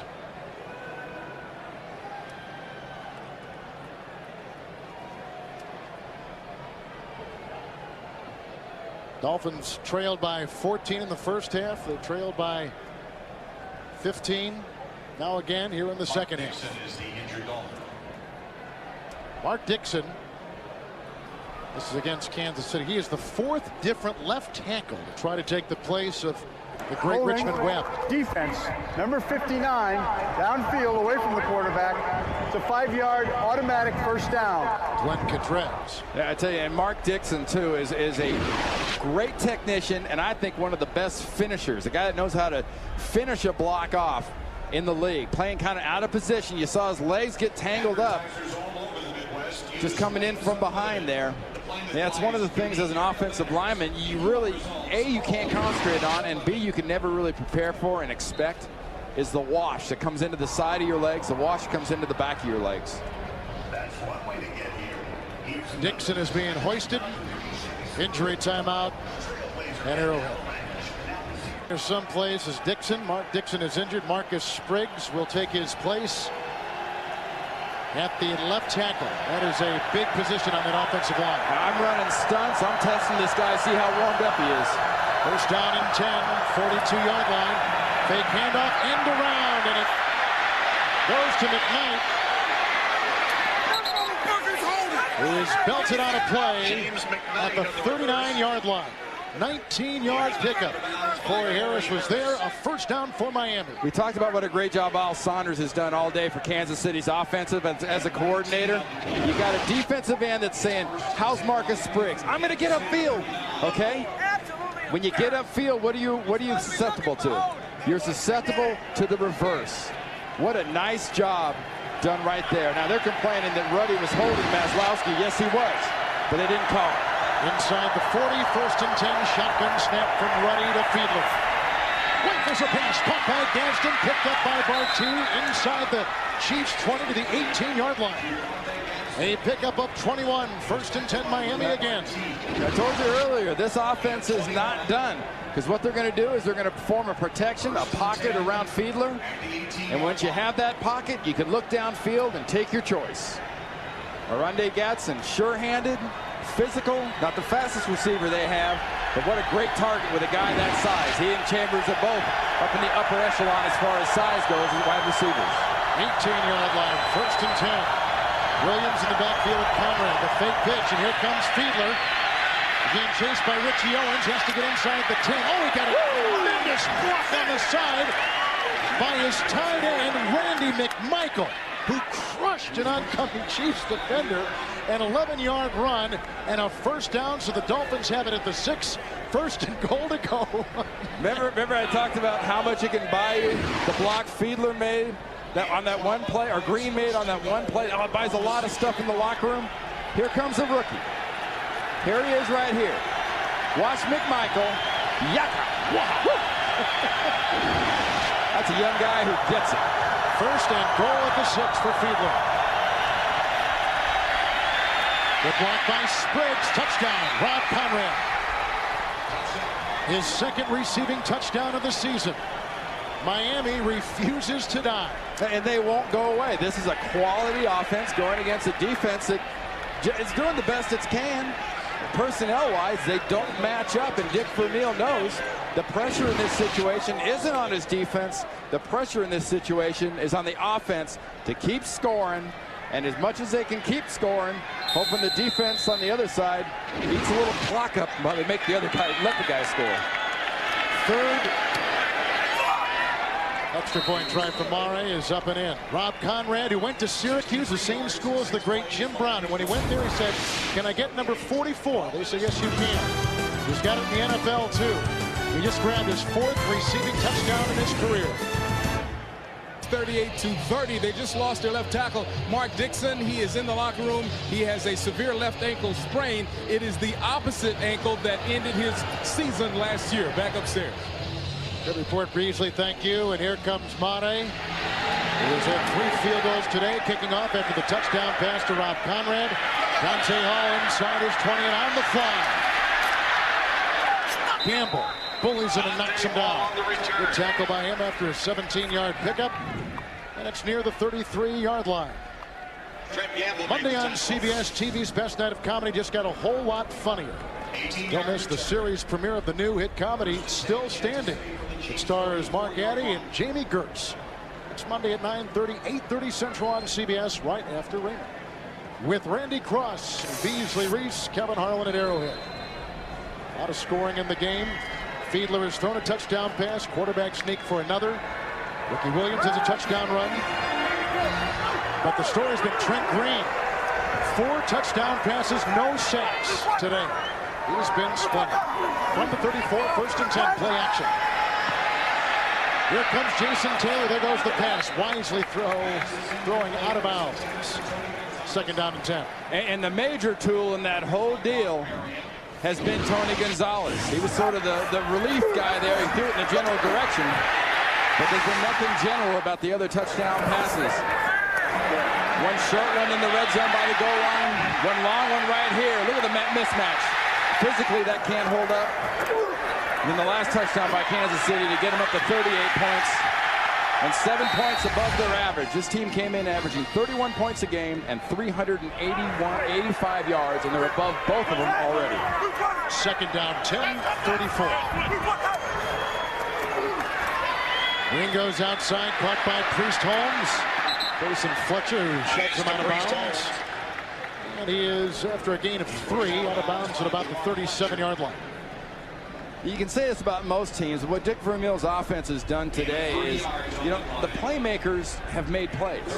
You can't always say that, especially against a good defense like Miami. But they needed big plays out of Tony Gonzalez today against this defense because of the matchups. They've gotten it. They needed big plays out of Priest Holmes and not necessarily just running the ball, and they've gotten them. And they've gotten great passing and an occasional good block out of Trent Green, a quarterback. 3rd down and 7. Doozy of a block. Good blocking by Rofe. Here goes Green on the fly, throwing to Morton, bobbled it, incomplete, out of bounds, incomplete. At the 49, and Kansas City has got to punt. Flag down. There's a flag down. Late flag, far side, 37-yard line. It's against, I thought I was going to say the Chiefs. We'll have to see.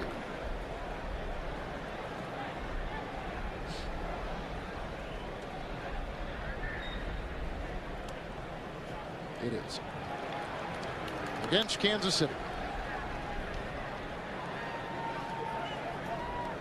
That was a big defensive stand by Miami. It really, and this is why I say the pressure is not on the Kansas City defense. The pressure's on the offense of Kansas City to hold on to the ball and try to keep that other offense off the field and from scoring. Illegal forward pass. Kansas City, number 10, was beyond the line when he threw the pass. That's a 5-yard penalty and the loss of down.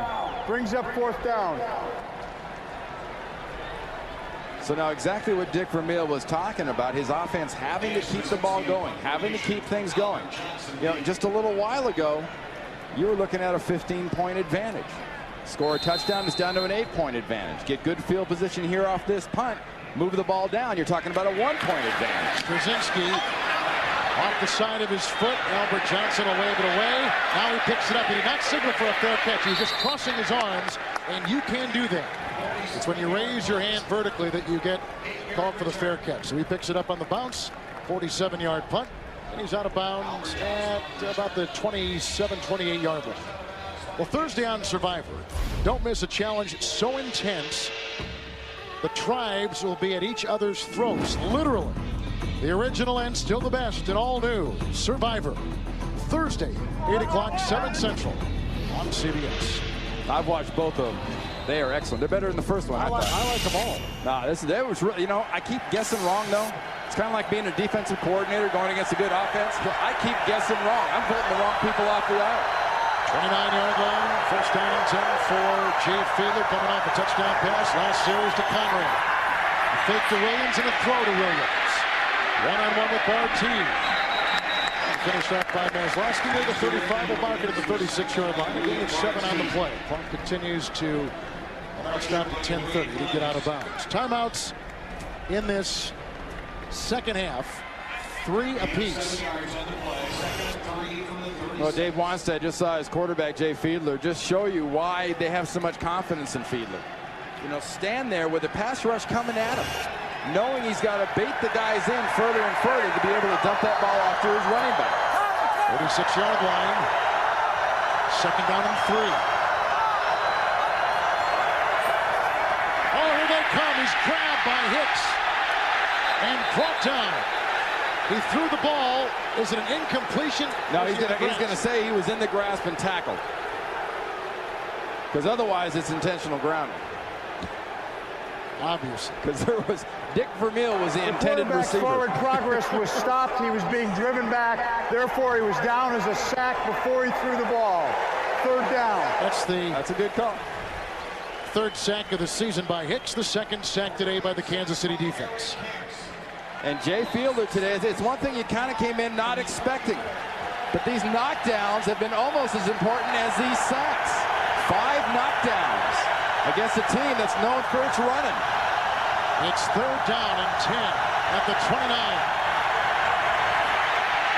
And Fiedler intercepted. No one home except Wesley of Kansas City. 3 clock and here he goes. Out of bounds at the 16-yard line.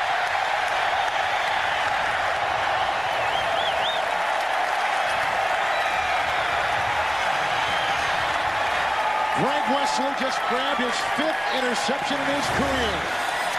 It's the 3rd Miami turnover. The 2nd interception thrown by Fiedler.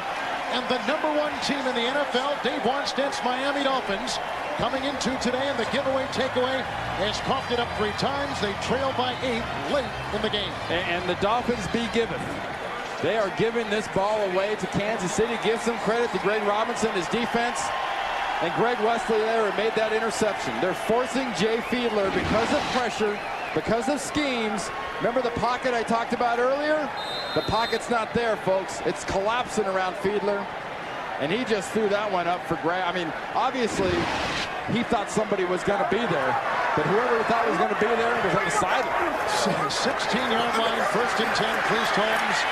Grabbed and brought down on the play on the defensive line by Rob Burnett. Gain of 2. And they'll spot him at about the 14-yard line where it'll be second down and 8. And that doesn't change anything, Kevin. The pressure is still on Kansas City's offense. Good play by the Kansas City defense, but the pressure's still on the offense. It's already got 400 yards. Those turnovers have killed Miami this afternoon. Again, they were +8 coming, and they had only 1 turnover in the first 3 games coming into today. Second down, 8 from the 14. Holmes, a Richardson lead block. Bumps into Richardson and finally brought down by Jermaine Haley along with Moreland Greenwood at about the 10-yard line, picking up 4 yards. And we talk about this offensive line of Willie Roaf, Will Shields, Casey Wegman, Brian Waters, John Tate up front in front of Holmes, and that's why you're glad if you're Kansas City, you've got this big group. Here in this point of the game, in this part of the field, with 8.5 minutes to go, just under now, you want to be able to pound, power, and control the ball if you're Dick Vermeil. And here, field goal is not the idea. You're still playing against a potent offense. You want to get 6. Third down and 4 at the 10. Holmes, who's got a rushing touchdown today, hurdles his way to the 7. Shy of a first down by about a yard. 4th down, and Miami's defense appears to have done their job at holding the Kansas City offense out of the end zone, and Dick Vermeil is selected to go for 3. We think he's got the kicker on the field. And the spot of the ball is a good half-yard shy of a first down. What would you do here? Oh, you kick the field goal, take your points, and put the defense back on the field, and tell your offense, get a blow, take a drink, get a little oxygen, because you'll be back on the field, and next time we see you, you got to score a touchdown.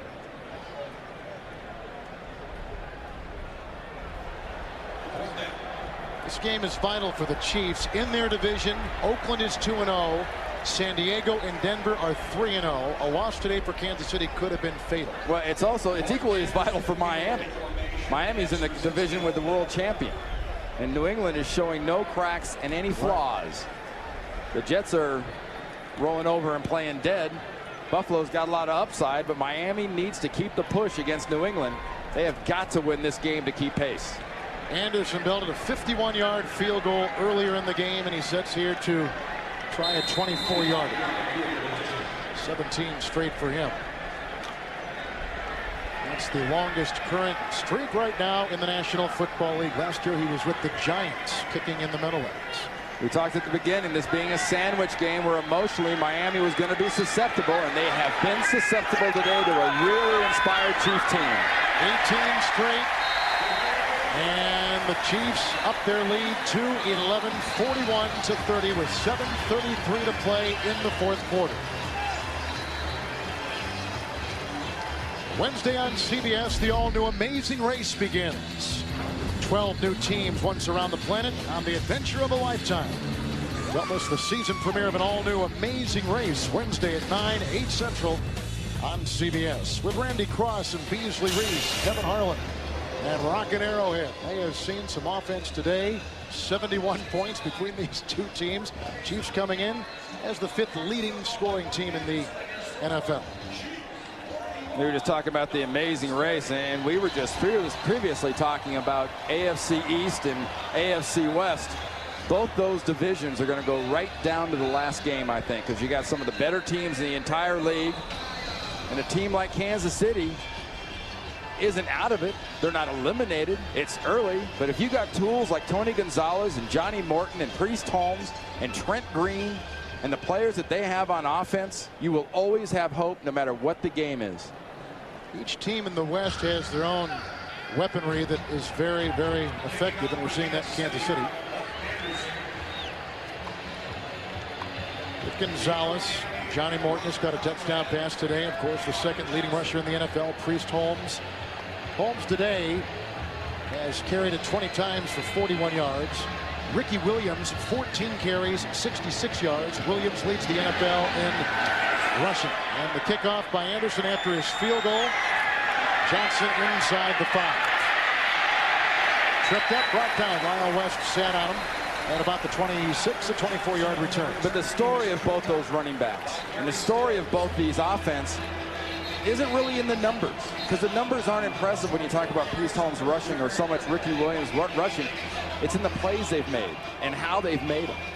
It's breaking the tackles if you're Ricky Williams. It's saying if you're Priest Holmes, the running game's not there. I'm averaging 2 yards a crack. Well, I'll catch one out of the backfield and I'll get 25 yards. It's total yards and how they're able to get those yards that are important for these two players today. Robert Edwards is in, and Williams on the sideline. First down and 10. 26-yard line for Fiedler, who has thrown a couple picks today. One to Moorfield, one to Wesley. First and 10. The block by Wade, the tackle. And the pass is caught by the talented rookie tight end McMichael. It's a gain of 5. He's up to the 31-yard line. Taken down by a couple of Chiefs, but Greg Wesley tattooed him over there. It'll be 2nd down and 5. And we were just talking about the running backs that we talked at the beginning of the game, but if you had to say who the key players in this game so far have been, it has to be the quarterbacks. Trent Green has had a masterful game for him so far in this game. Fiedler has made some mistakes. This offense, if you're pointing fingers at the moment, you got to point fingers at the Miami offense and say you haven't held up to your end of the deal. Ward in motion, 31-yard line, 2nd down and 5. Deep drop for Fiedler. Hit by Sims. Deflected and intercepted. It's Wesley for a second time. Dedrick Ward gets him from behind. That may shut the door on Miami by Kansas City's much maligned secondary. Well, if anybody knows not to let up, it's Dick Vermeil and his staff with the Kansas City Chiefs. In spite of making the plays, Wesley not only knocks it away and makes the play in coverage on the rookie McMichael, he then gets the interception.